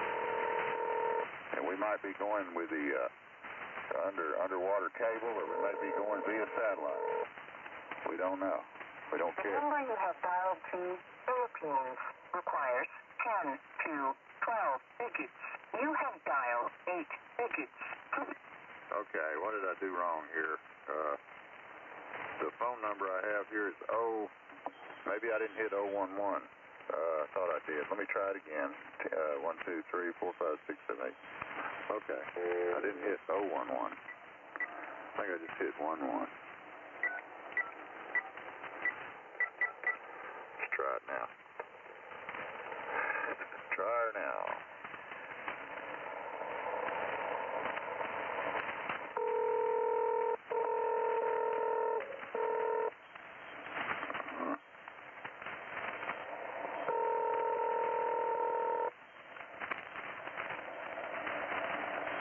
KI4THY. Third-party traffic. The number you have dialed to the Philippines requires 10 to 12 digits. I don't know, that's no good there. And I dialed it just like you sent it there. So I'm gonna delete that, and I'll have to do something else. So let's see what else we got here. The U.S. Army Recruiting Office in American Samoa. Now, what in the hell am I going to ask them, Greg? Well, they know all about that Kim Jong Un drill stuff he was talking about.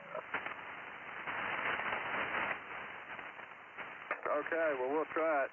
Hey, you know, you start calling these recruiting offices, you may find yourself enlisted there, Greg, and you know, I noticed Trump signed a executive order, and they're going to be recalling, I think the Air Force or whatever. I don't know what armed service it is. Maybe it's all of them, but they need about 1,000 pilots, and they're going to recall these people that are retired pilots. They're going to put them back in service again. Have you heard that? No, I haven't. Yeah, they're going to recall over 1,000. I think they need more than 1,000, but right now they'd be happy to get 1,000 pilots, and they're short on pilots, jet fighter pilots or whatever. And Trump signed some executive order, but anyway, it's right there. I could probably pull the story up on the internet, but that's just a few hours old. But anyway, let's go with the recruiting office in American Samoa. Since we have that number.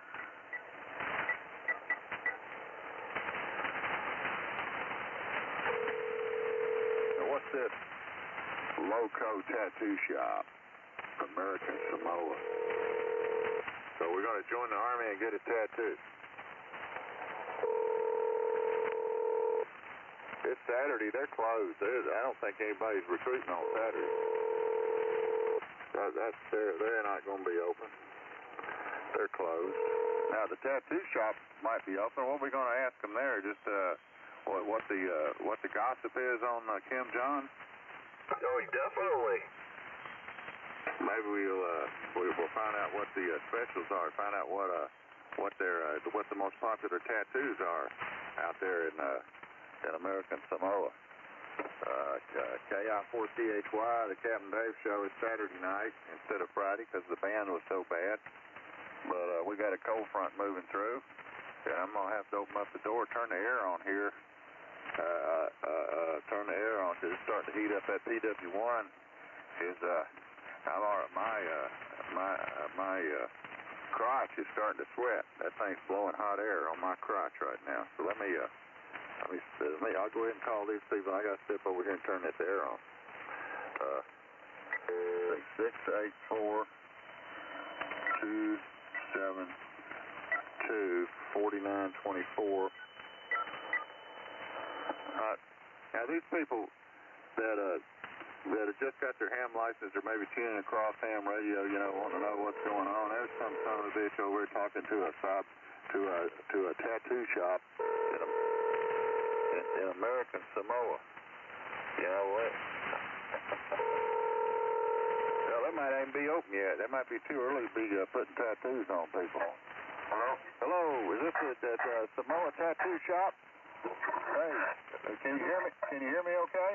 Yeah. Okay, I'm calling from stateside, Tennessee, stateside here, USA. And we're on ham radio live, and we just want to know, has there been a lot of animosity there, you know, among your staff or customers about old Kim Jong launching a missile over there? Animosity against who? About Kim Jong launching a missile over that way. Oh, what kind? Have you heard? It's pretty laid back. We hear about it, but well, is anybody putting missile tattoos on? Are you doing any missile tattoos or anything like that? not that I know of. Well, what's the most popular tattoo are they putting on over there? What's their Polynesian tribal. Polynesian what? Polynesian tribal. Polynesian tribal? And I guess that would be maybe a good-looking woman. Part of that? Yeah. Oh yeah, Polynesian. All right, I got my cohort over here, Greg. Hey, Greg, we got the is it Loco Tattoo Shop in American Samoa. Greg, are you ready to get a tattoo, Greg? Yeah, how you doing there? What's the price range on your tattoos there, from the lowest to the highest? The most I did for somebody was a 200 piece from shoulder to elbow. Oh wow, you do the spider web? You do the spider web there on the elbows? Yeah, I can do American traditional, but it's mainly Polynesian freestyle art.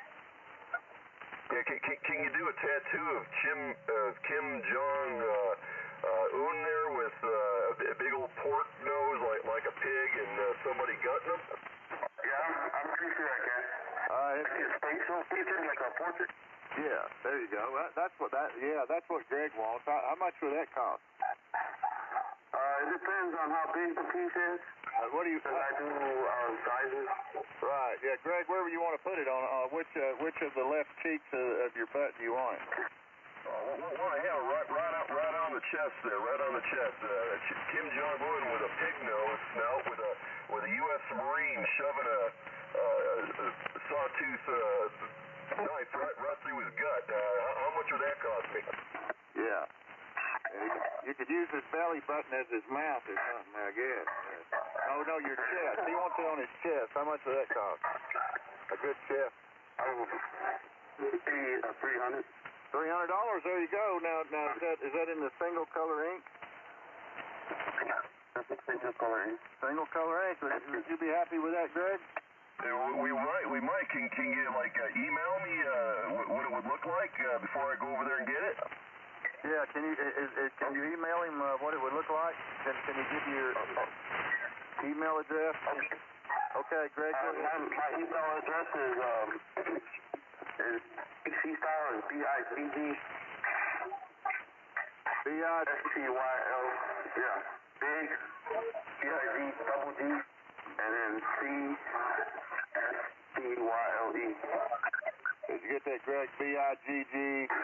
What was the other part? STYLE. Did you get that, Greg? No, BIGG what? Yeah, what's after the BI? And then it's just spelled like regular C style. CSTYLE @yahoo.com. At yahoo.com. Oh, okay, is anybody over there getting any Make America Great tattoos? Any Donald Trump stuff? Yeah, there's a guy that's on Twitter right now because there's a tattoo fest going on for Halloween. Oh, a tattoo fest for Halloween. Yeah, there's a tattoo fest going on from Thursday all the way till Sunday. So there's a guy that came down from Arizona.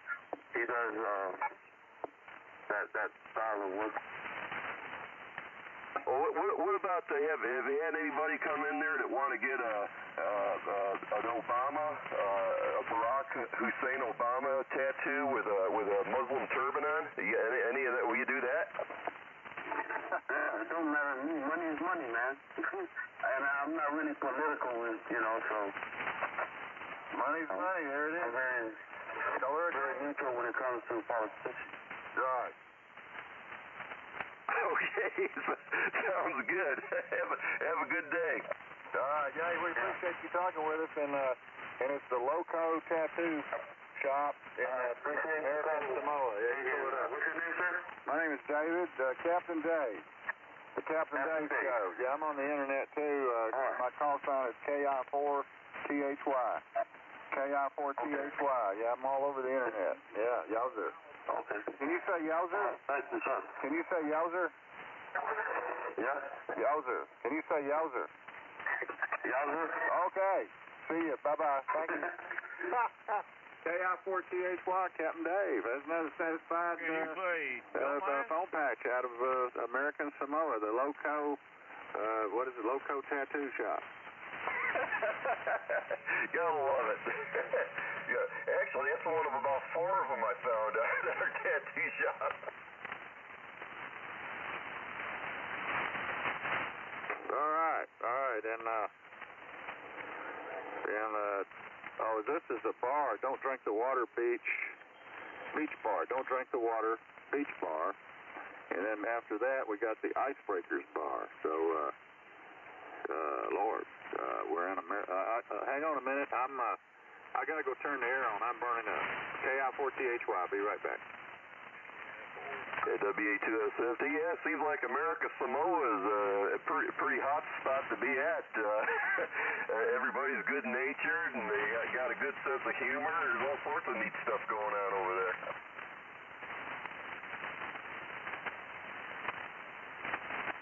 Might have to put that on my bucket list.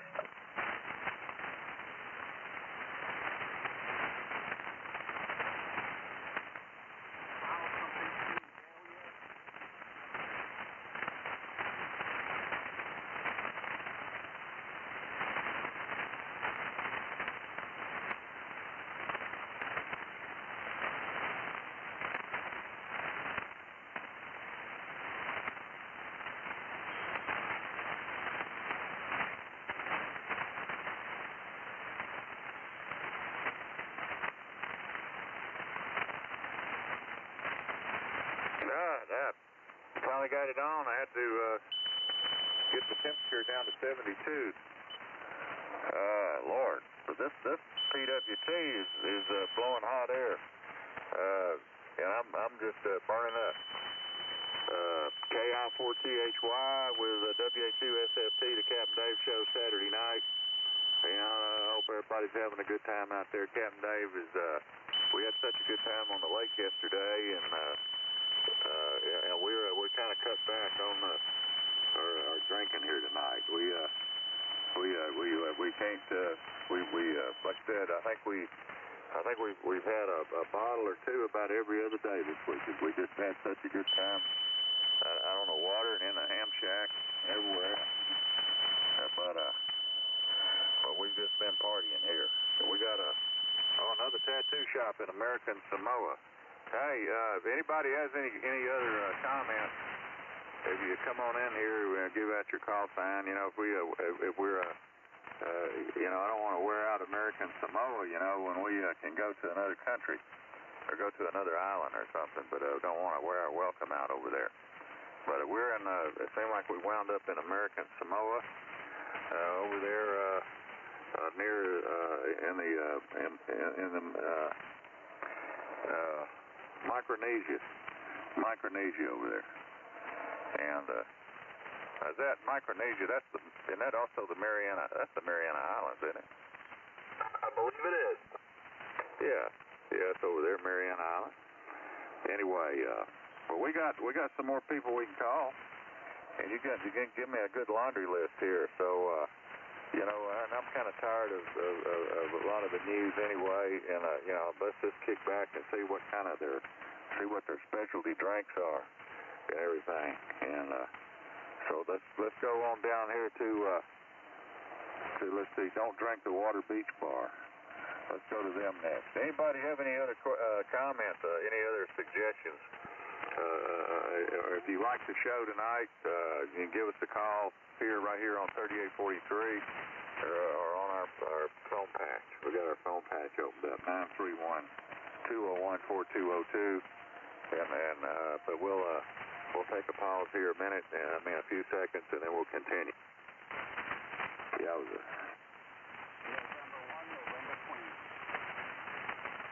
you get that, Greg? November 1 something. November 1, November, Quebec. Yeah, it says November 1, November, Quebec. Go ahead.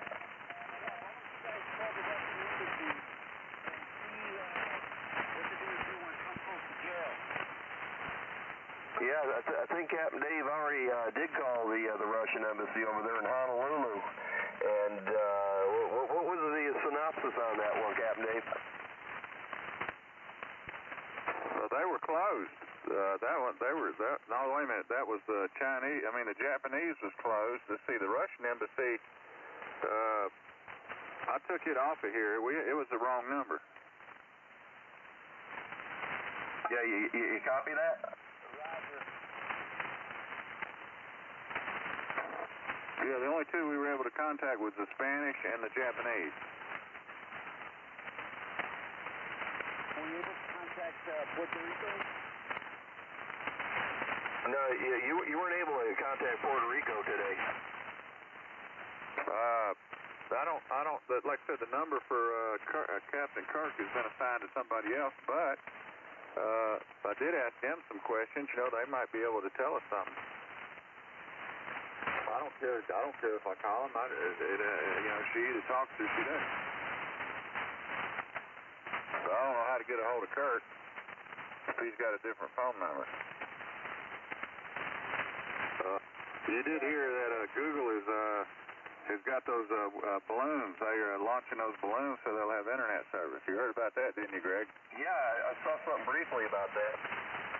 It's solar powered. I think the only time it works is during the day. It evidently doesn't have battery backup. It didn't say it did, but it gives them internet connection during the day.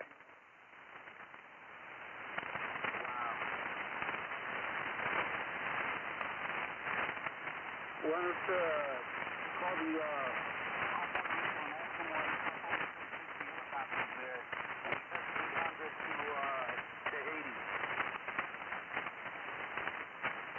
Hey, Greg, we can call some of the people in San Juan or somebody down there. I mean, I'm sure they got. I imagine San Juan's hooked up now. They might. Stand by. That'd be better. You know, we can call these bars and places. You just pretty much don't get the same response from them. But yeah, let's call down there in San Juan. Maybe some of these places have opened up again. You know, you got the hotels there and well, even bars there that we could call. But certainly some people down there find out what's going on. But I heard today that they only had about 20% of the power restored. And it said, you know, the Corps of Engineers was working on it, and from what I heard earlier today, it was going to be on into mid-December if they can get it done that quick. But it's going to be mid-December.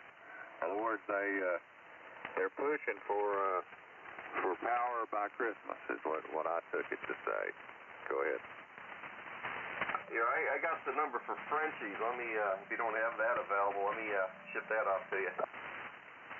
Yeah, I think we had Frenchies before, but Lord have mercy, I'd have to dig through a whole bunch of papers to find it. But it would be way back here somewhere. Frenchies. It may be on the same piece of paper as the Luxor Club down there. Lord have mercy. I bet they're sweating down there.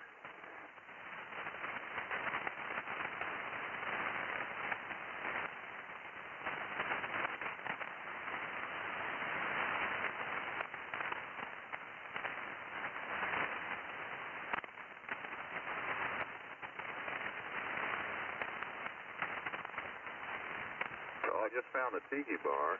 Let's see.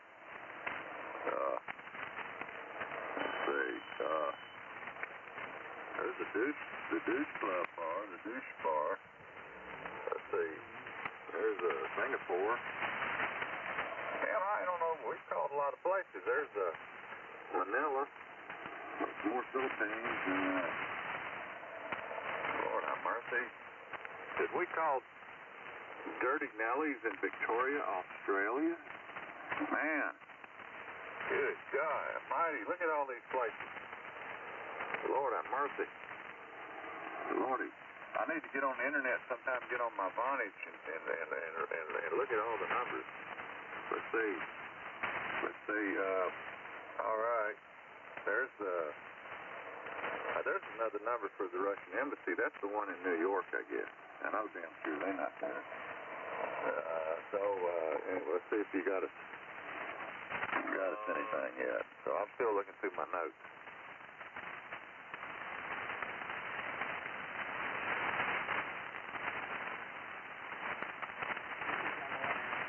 Kilowatt Golf 5, Papa Lima Charlie.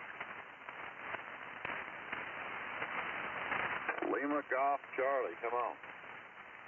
Hello, Captain Dave. Keep doing what you're doing, man. You sound good tonight. Band conditions are kind of slow and crazy, but still hearing you down here in Arkansas. All right, real good, Arkansas. Give me that number. Give me that call sign again. KG5, Papa Lima Charlie. Papa Lima Charlie. Okay, Papa Lima. I had it wrong. Papa Lima Charlie. Anyway, are you running power, aren't you? Yeah, I put about 400 out tonight. All right. Yeah, I don't have any trouble hearing you at all. KG4THY.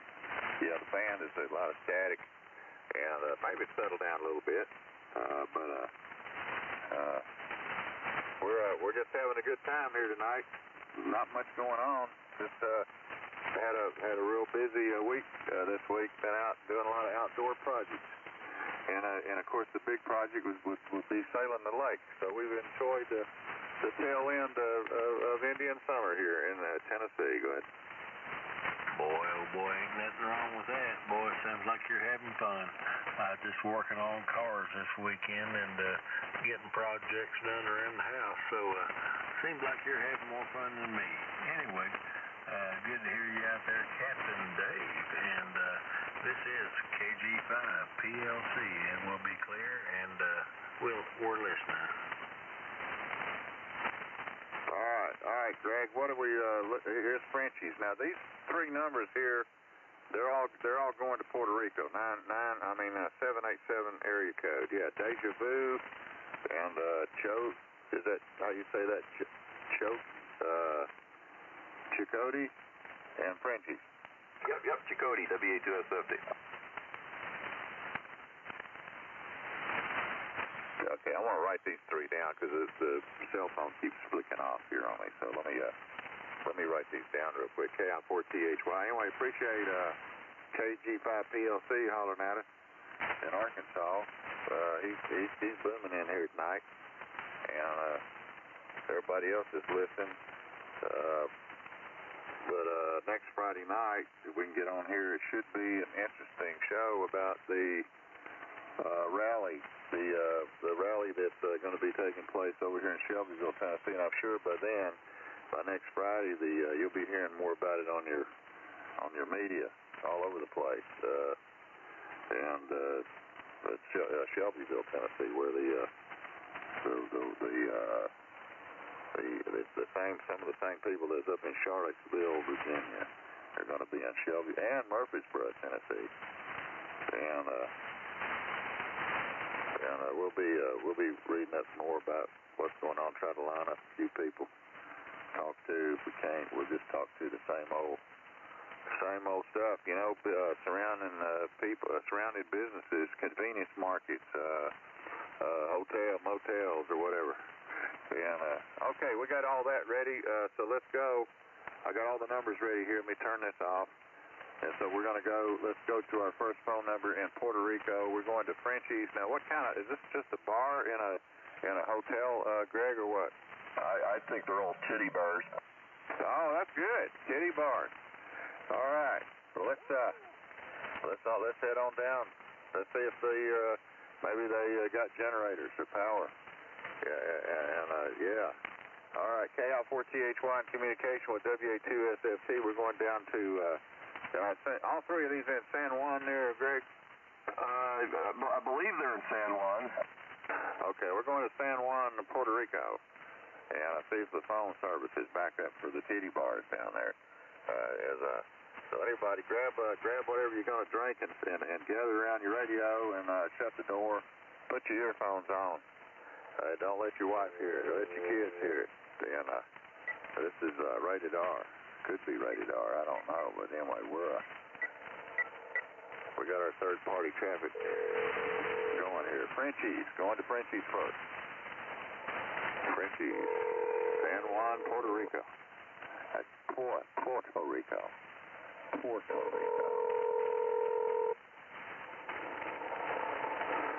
So we got a ring. They got a ring.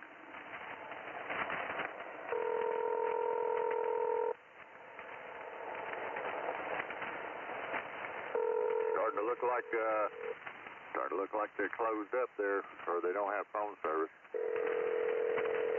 Let's go down to the titty bar number 2. Here we go.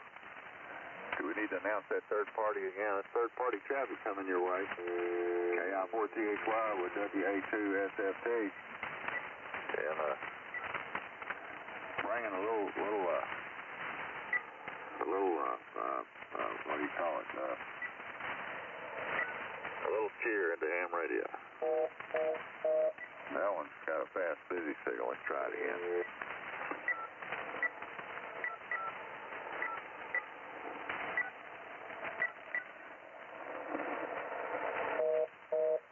All right, we're down 2, and so there we go. We're going to number 3. It's like a baseball game here. By the way, that World Series ought to be starting pretty soon. Usually starts the last week in October, doesn't it? Let's see, we're going to Deja Vu. Oh, Lord, we struck out. And we didn't have 4 balls, we just had 3. Well, Frenchies has probably got power back and telephone back, and there's probably just a lack of participation over there. Right, lack of participation. So, anywhere else in San Juan, any hotel or anything? You got any hotels down there? I know they do. Well, you've done sent me some more here. Looks like it's I don't want, Larry, you got Larry Flint's Casino in Los Angeles. Larry Flint's Casino. I don't want to call that anything to do with Larry Flint. He put out a bounty on Trump. Something about Trump. He's gonna pay all this money out. I forget what it is. I have to get back on the internet, refresh my memory. But he's got some bounty out on Trump or something. Have you heard that? Yeah, I think he wants to pay $10 million a reward for any dirt he can find up on him. Well, I know a number of years ago he used to play no-limit hold'em games over there. That's the old El Dorado Club at the corner of Vermont and Rosecrans. Vermont Rosecrans, or Compton Boulevard. Well, it's not called that anymore. But yeah, he bought that out and refurbed it up. But you never know. You might call him up and get him on there. You might be able to get him in an interview, get him out of that no-limit game over there in the corner. Lord, that might be right.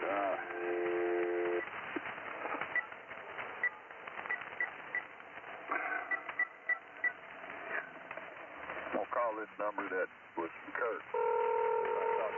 See if this woman will talk to me. She's got Kurt's number now. In Puerto Rico.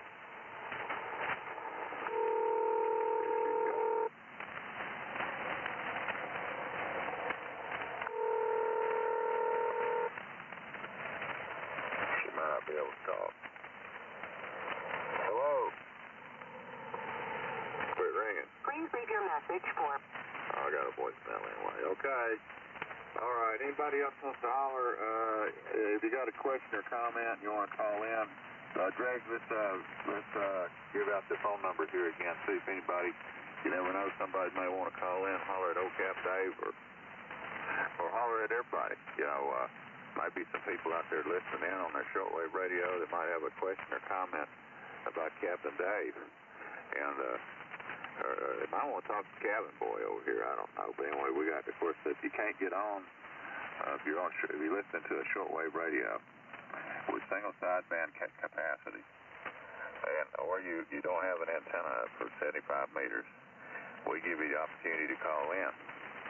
And, sometimes when we have a lot of qualmers, we let people call in too, because they can still talk to Captain Dave if we can't hear them through the qualmers. So I think the qualmers have been pretty quiet tonight, Greg. That's one good thing.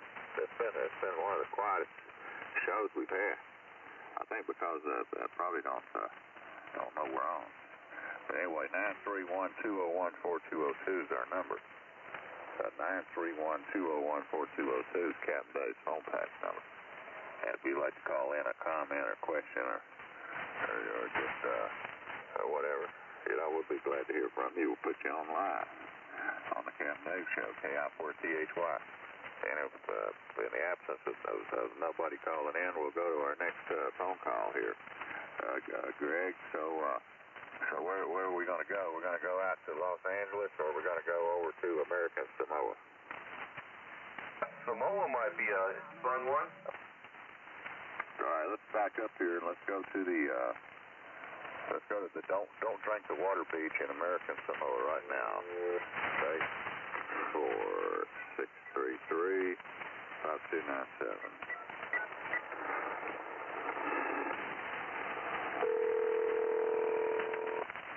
Don't drink the water beach.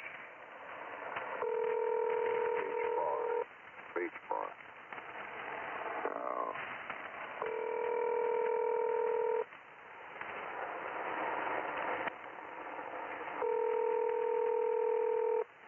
Well, it ain't open yet. It's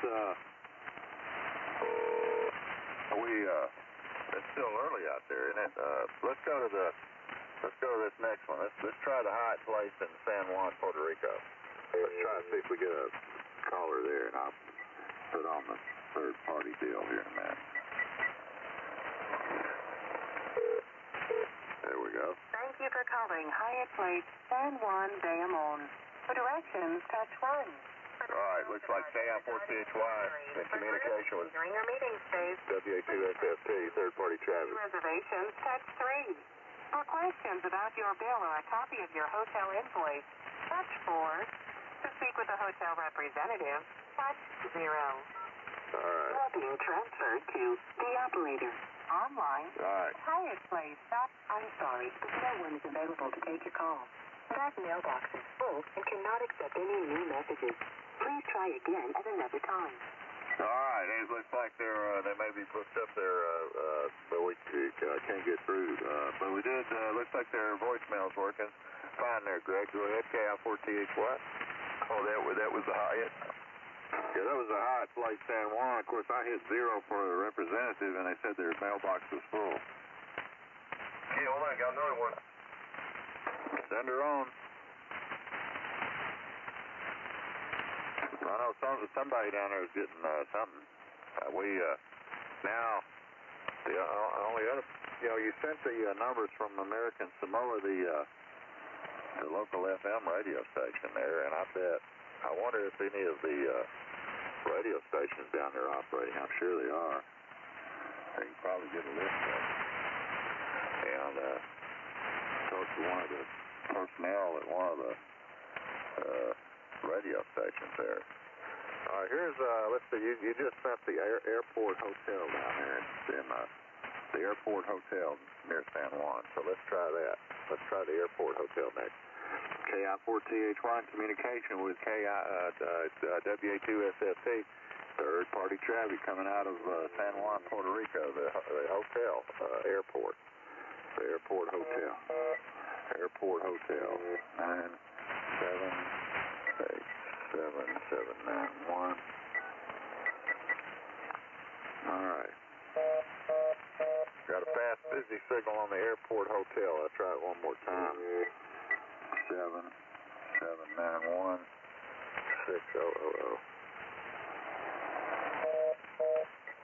Yeah. All right, Greg. What about the media down there? San Juan radio station. See if you can pull one of them up. Maybe they've got somebody on their staff that'll talk to us.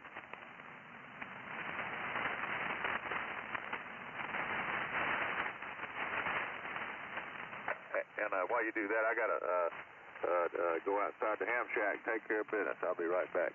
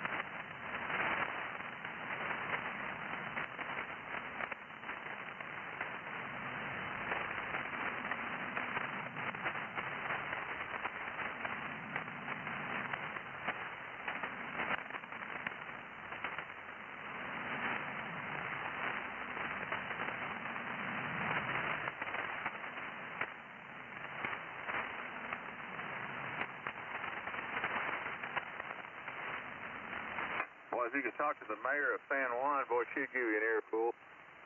It's too late, but boy, she could probably give you an earful on Trump. I read on the internet, she said, and I quote, on a scale of 1 to 100, she gave Trump a 10.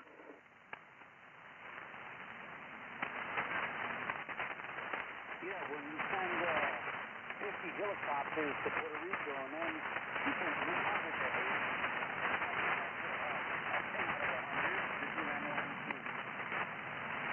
I can't hardly hear you. I could tell you're in there. I couldn't make out what you said.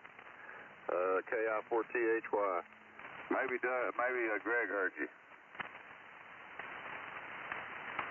That static is bad. I noticed the wind has picked up outside.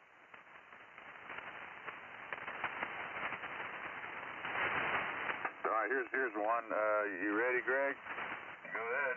All right, third-party traffic from San Juan, Puerto Rico. KI4THY in communication with WA2SFT. Let's try this. See if this works. And I'll see if we got a staff, somebody there that would talk with us. Oops, I messed up. 7, 3. Keep hitting the wrong number.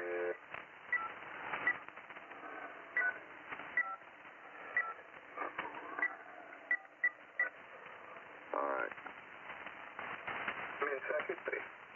El número que usted marcó no está en servicio. Si usted cree que esta grabación es un error, por favor verifique el número y trate de nuevo. I meant it. Message 3. The number you have dialed is no longer in service. If you have reached this message in error, please check the number. All right, that's no good. I can probably pull it up about as good as you can. I would include in the search English-speaking stations down there.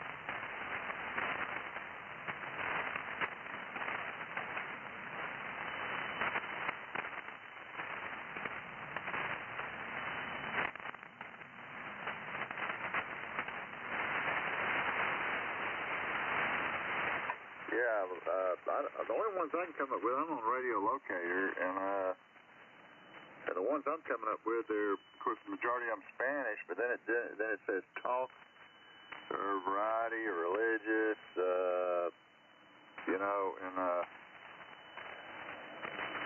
this thing's including Virgin Islands too.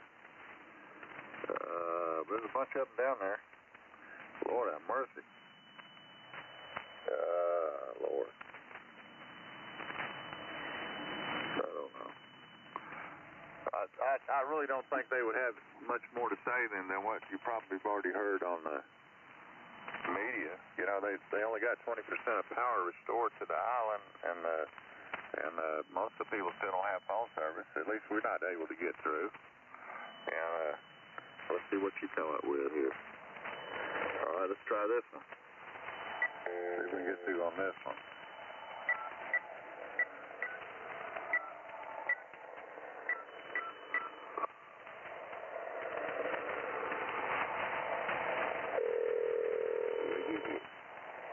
KI4THY in communication with WA2SST, third-party traffic from Puerto Rico. San Juan, I guess.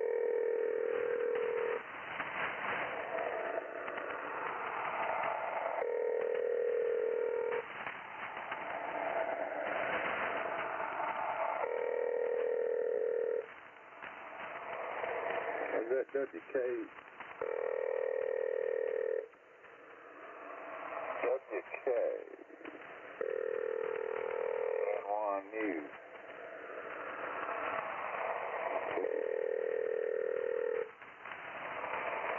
WKAQ. I got the website. Website up here. They're not answering. They're on AM radio, 580 AM, and on their website here, I guess you noticed the website is all Spanish. Go ahead, Greg. KI4THY. Yeah, WA2SST. Well, another thing too, it's they're 2 hours ahead of us, so it's like almost 1:30 in the morning over there. So if you don't catch somebody on a live program or something, I think the offices are pretty much closed even on a normal day. Oh, that's right. We're going the wrong way. So the only thing we can do, we're gonna if we keep doing the phone patch, we'll have to keep reverting to the west and in the far east. Yeah, we can call a different number over in South Korea, and I don't want to call this same one I had. I think I've called her twice, and she don't want to talk to us anymore. I forget which one of them. I had it here. I saw it here earlier. But then we got Australia. Oh, wait a minute, Maloney's. No, that's one we definitely don't want to call. Now, I called her last week. Maloney's Pub in South Korea, and her name was Jama. And I think I must have called her twice, but she didn't want to be bothered with it. She's from. I talked to her. She's from Kurdistan, and yeah, I don't want to bother her anymore. But and I've got the Navy Exchange in up in Guam. We got she got the exchange at Anderson Air Base in Guam. Bunch of stuff, but I don't know. I'm not gonna be here too much longer, Greg. I'm like I said, been out here working in the yard today, and had a guy over. He was scrubbing the pontoon deck. We got it all cleaned up, and gonna let it dry and cover it for the boat people are gonna come over here and pull it out of the water here in a few days. The chicken ranch. Oh yeah, the chicken ranch. No, we haven't talked to them in a while, have we? No, and they are open 25 hours a day is on their ad. And you never know. Enough time has passed since that wacko shot all those people up down on the strip. They might have got some real close and personal interviews from some of the attendees that were there. I don't know. We can try calling the chicken ranch. Now that's in Nevada. That's Reno or Carson City. Where is that now? No, that's down in Pahrump. That's in Pahrump. It's real close to Vegas. It's in Nye County. Since brothels are illegal in Clark County, where Las Vegas is, they got to travel the next county county over, so you're within 40 minutes of Vegas. All right, got no problem. Let's call the Chicken Ranch here. 238-2787. Yeah.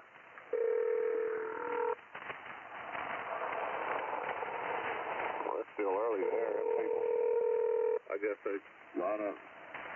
Well, I don't know. It's not that early. 9 o'clock. 9. It's mountain time there, isn't it? Hour behind. Looks like KI4THY with WA2SFT. Third-party traffic. Otherwise known as the Festival Whorehouse in the West. We appreciate your call, and our madam will be with you shortly. She may be conducting a lineup of our beautiful ladies.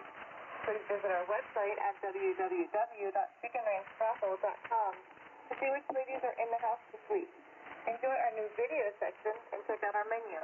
Now, did you go to the website there, Greg, and see what the women look like? The Chicken Ranch is the closest legal house of Pleasant. What is that? So you'll leave with a smile on your face. Again, thank you for calling, and our madam should be with you in just a moment. The madam will be with us shortly. Go to the website to see the lineup of women they got tonight. Well, you get her. You want to find out since O.J. Simpson got out of prison the same time that shooting went down. You never know. Maybe O.J. went there to get some fresh tail. All right. My name is David. I'm a ham operator in Tennessee. We may have called you months ago, but we just kind of wondering how business is out there. If the shoot 'em up they had a while back in Las Vegas, has that affected your business any or? Well, not a whole lot. I'm in the middle of a lineup. I really can't talk at the moment, buddy. All right, honey. Well, O.J. hadn't been over there lately, has he? He couldn't comment on. I haven't seen him. Hadn't seen O.J. Okay, thank you. She said she's got to get back with her lineup, but you got to get on the website to see their lineup there, Greg. Good. Oh, I've seen their website a while ago. Yeah, you never know. O.J. got out. He might have putting in some overtime in there. He's got a lot of catching up to do. He's got to get away from that little furry bunghole. He's got to move into the old stuff. Yeah, there you go. So anyway, she's busy. The madam's busy with her lineup, and they got customers. But she said it hadn't really affected them that much, maybe a little bit. But it sounds like everything's picking up there. Everything's picking up, and picking up and picking down. Anyway. So anyway, like I said, Greg, I ain't gonna be out here much longer. We can sit out here and beat this horse, or whatever. No pun intended. On these brothels and so forth. A lot of them you can call. It's pretty much the same old thing. We're not able to get through to Puerto Rico. We're not. Like I said, we can. We've done real good out there in American Samoa. And by the way, I see you got another the Bora Lounge in Tahiti. Is that the one we called before? I don't believe that one was called. Bora Lounge. Well, let's round it off here. Let's go on to the. Let's go. Give everybody, all these ham operators. I know there's a lot of horny ham operators out there, and and we may have an exotic woman out there. Where is it? My thing, you do sent me something, and I lost my place here. The Bora Lounge. So maybe some exotic women out there. So we got a lot of horny hams listening in tonight. So let's give them their money's worth here. Let's go to the Bora Lounge in Tahiti, shall we? Yeah, that last one was a misput. But yeah, go for it. Let's see what it's like in Bora. All right, Bora Lounge. Let's go. KI4THY in communication with WA2SFT. Third-party traffic from the Bora Lounge in Tahiti. Yoga. 684-450-300.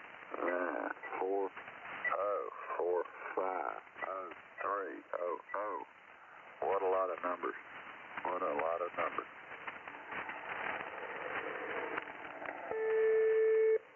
All right, looks like we're getting through. Bora You speak English? You speak English? Yes. I'm on live radio. Can you hear me okay? Yeah, I hear you, sir. Okay. I'll have to toggle it, get off this box. Anyway, how's business out there tonight? You done, how's everything going? What's that? What'd you say? Bora Bora Lounge. The Bora Bora Lounge. And what's your name? Yes. Say again, what? Your name, yes. What's your name? Lila? All right. All right. And, but anyway, we just want to know, business is good. Is this your peak tourism season? All right, thank you very much. Hey, thank you. Bye-bye. It's real loud in there, and I have to, it's wearing me out trying to do a manual switching. The volume, again, is too high on her end for the box to work. Go ahead. Yeah, it's just like them nightclubs and little gin mills are down there in Tijuana on a Friday and Saturday night. You can't hear yourself think or talk to the person next to you without screaming in their ear. Right. So anyway, did you have something else trying to get through to the Philippines? Were you gonna try? We're gonna try that again? No, I was looking for the city code for Olongapo City, and it's 47, and looks like that's already in the digits there. So I might have to do a little bit more investigating to find out that Legion Post number, but that's what was listed online, and obviously that's the wrong one. That was the American Legion in Olongapo City. What do we have any other reputable place in Olongapo City? Not that I know of. I don't have everything here right with me. I gotta go upstairs and get it. But yeah, getting kind of late here. Might have to pull the plug in a few seconds anyway. So I guess we just pick up next week. Yeah, that's what we need to do. Pick up next week, and like I say, we're gonna have one more good day tomorrow. It's gonna be real breezy and cloudy, and I got to get down here and. I left the boat uncovered and trying to let it air out after we scrubbed the deck on it, and so then we got a few other outdoor things to do tomorrow. So let me give everybody a chance. Anybody else wants to holler at us? If you're out there listening, if you want to holler on the phone patch, it's 931-201-4202. One more time before we're going to shut it down here for a Saturday night, and we'll be back Friday night. If the band's good, we'll hold court Friday night, 9 o'clock, 9 to 10 Central on the Captain Dave Show. And of course we can't do it without Greg. And Greg, WA2SFT. And I think the band conditions will be a lot better. It's going to be getting cold next week here in Tennessee. It's going to be getting down in the low 40s, even colder than that where you are. At least you'll be able to see your breath instead of smell it for a change there, Greg. Exactly. I don't know if you know who the Trailer Park Boys are, that sitcom on TV that's been running for a number. They're actually out of Canada, but the guy that played Jim Leahy, he died here, I guess, this past week at 71. Yeah, I read that on the internet, and there was somebody else that kicked the bucket. I can't remember who it was, but it's going to be a real interesting week. The weather's going to change. It'll get more frosty outside. The band should be better. We appreciate everybody listening tonight. Appreciate you coming in here, Greg, and we had a real good time. And we'll do it again. Well, we had a few good contacts tonight. We did have a few good contacts, so we'll pick up next week, next Friday around 9 o'clock. We'll be back on here, and then we'll have more information from Shelbyville, Tennessee, on the big rally, the white supremacist rally that they're having over there, and more information on how it's affecting the local people. So we'll see you, Greg. Thanks a lot. KI4THY with WA2SFT.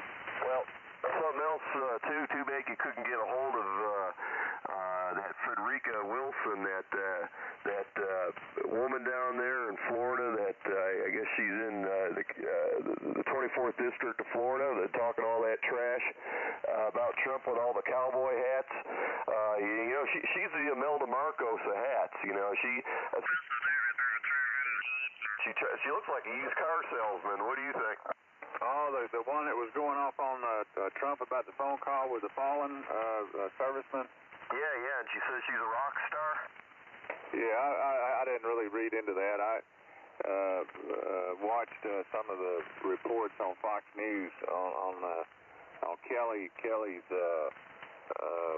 speech or something he said, some of his clips, and but no, I don't know anything about her. I did see a little bit of her on the internet, but I passed over and went to another story. Go ahead. Yeah, well, look what you can at. She's a piece of work there. She thinks Trump's a racist, everything. I guess somebody when Kelly was in there talking about, you know, the soldiers and fallen and all that, and the things that happen, you know, to bring them back and this and that, and I guess he called her what do you call her, an empty barrel or something like that, and she says, well, empty barrel, he called me an empty barrel, that's a racist remark, it's all sorts of crap's busting from the seams down there. She's just another idiot. Right, and sadly, that's what we have here in the U.S. It's got such a division, and you know, with the shoes on the other foot. You know, while Obama was president, you know, we had all of the you know, conservative people after him all the time, and now we got a conservative in there, and now all of them are the shoes on the other foot. So now they're all hollering and screaming, you know, wanting to put Hillary in there. You know, they're still doing the Russian investigation. It's all a bunch of bullshit. It's just all a bunch of bullshit. And now you find out about this uranium thing, and you know, there's so many things that they've done, so much corruption up there that you know, and I think it's going on, you know, to an extent in a lot of places. I think more places than others, but it's you know, maybe we'll get the true story. Maybe we won't. But one thing Trump's wanting to get out is all the information on JFK, and I think the federal government still wants to withhold stuff on that. And it's so old that you know, I don't know. So we just have to take one day at a time. As long as you can go out here and draw you a good breath, you ought to be happy there. Go ahead. Exactly. I agree 100%. Well, it's the old Jane Fonda. She's old Hanoi Jane. She's stirring up a bunch of crap too. But I don't know. It's every day it's crazier and crazier out there. KI4THY WA2SFD. Right. Well, I'm gonna get out of here, Greg. I want to go in and take me a hot shower. And I was out here blowing leaves, and I got dust and stuff on me, and I'm sitting out here without any shirt on anyway, because I've been hot all night out here. Got the air on, and so I'm gonna shut everything down and get ready. You know, ground everything, get ready for a storm tomorrow night. And so everybody out there, ground your equipment. They got a big storm coming through tomorrow. I think we're supposed to get up to 3 inches of rain by Monday. So anyway, it's been nice talking with you, Greg, everybody else. We'll see you. I may come on during the weeknight. I don't know yet. Just depends. We'll see you get past all this weather. Maybe by Wednesday night we might come on for a little while. Anyway, KI4THY is going QRT. We'll see everybody later, the Captain Dave Show. And y'all be good out there. Anyway, WA2SFT, we'll see you. Good night. Yeah, we got to run out of here too. Have a good one. Have fun out there in the lake and say hi to the missus. KI4THY from WA2SFD.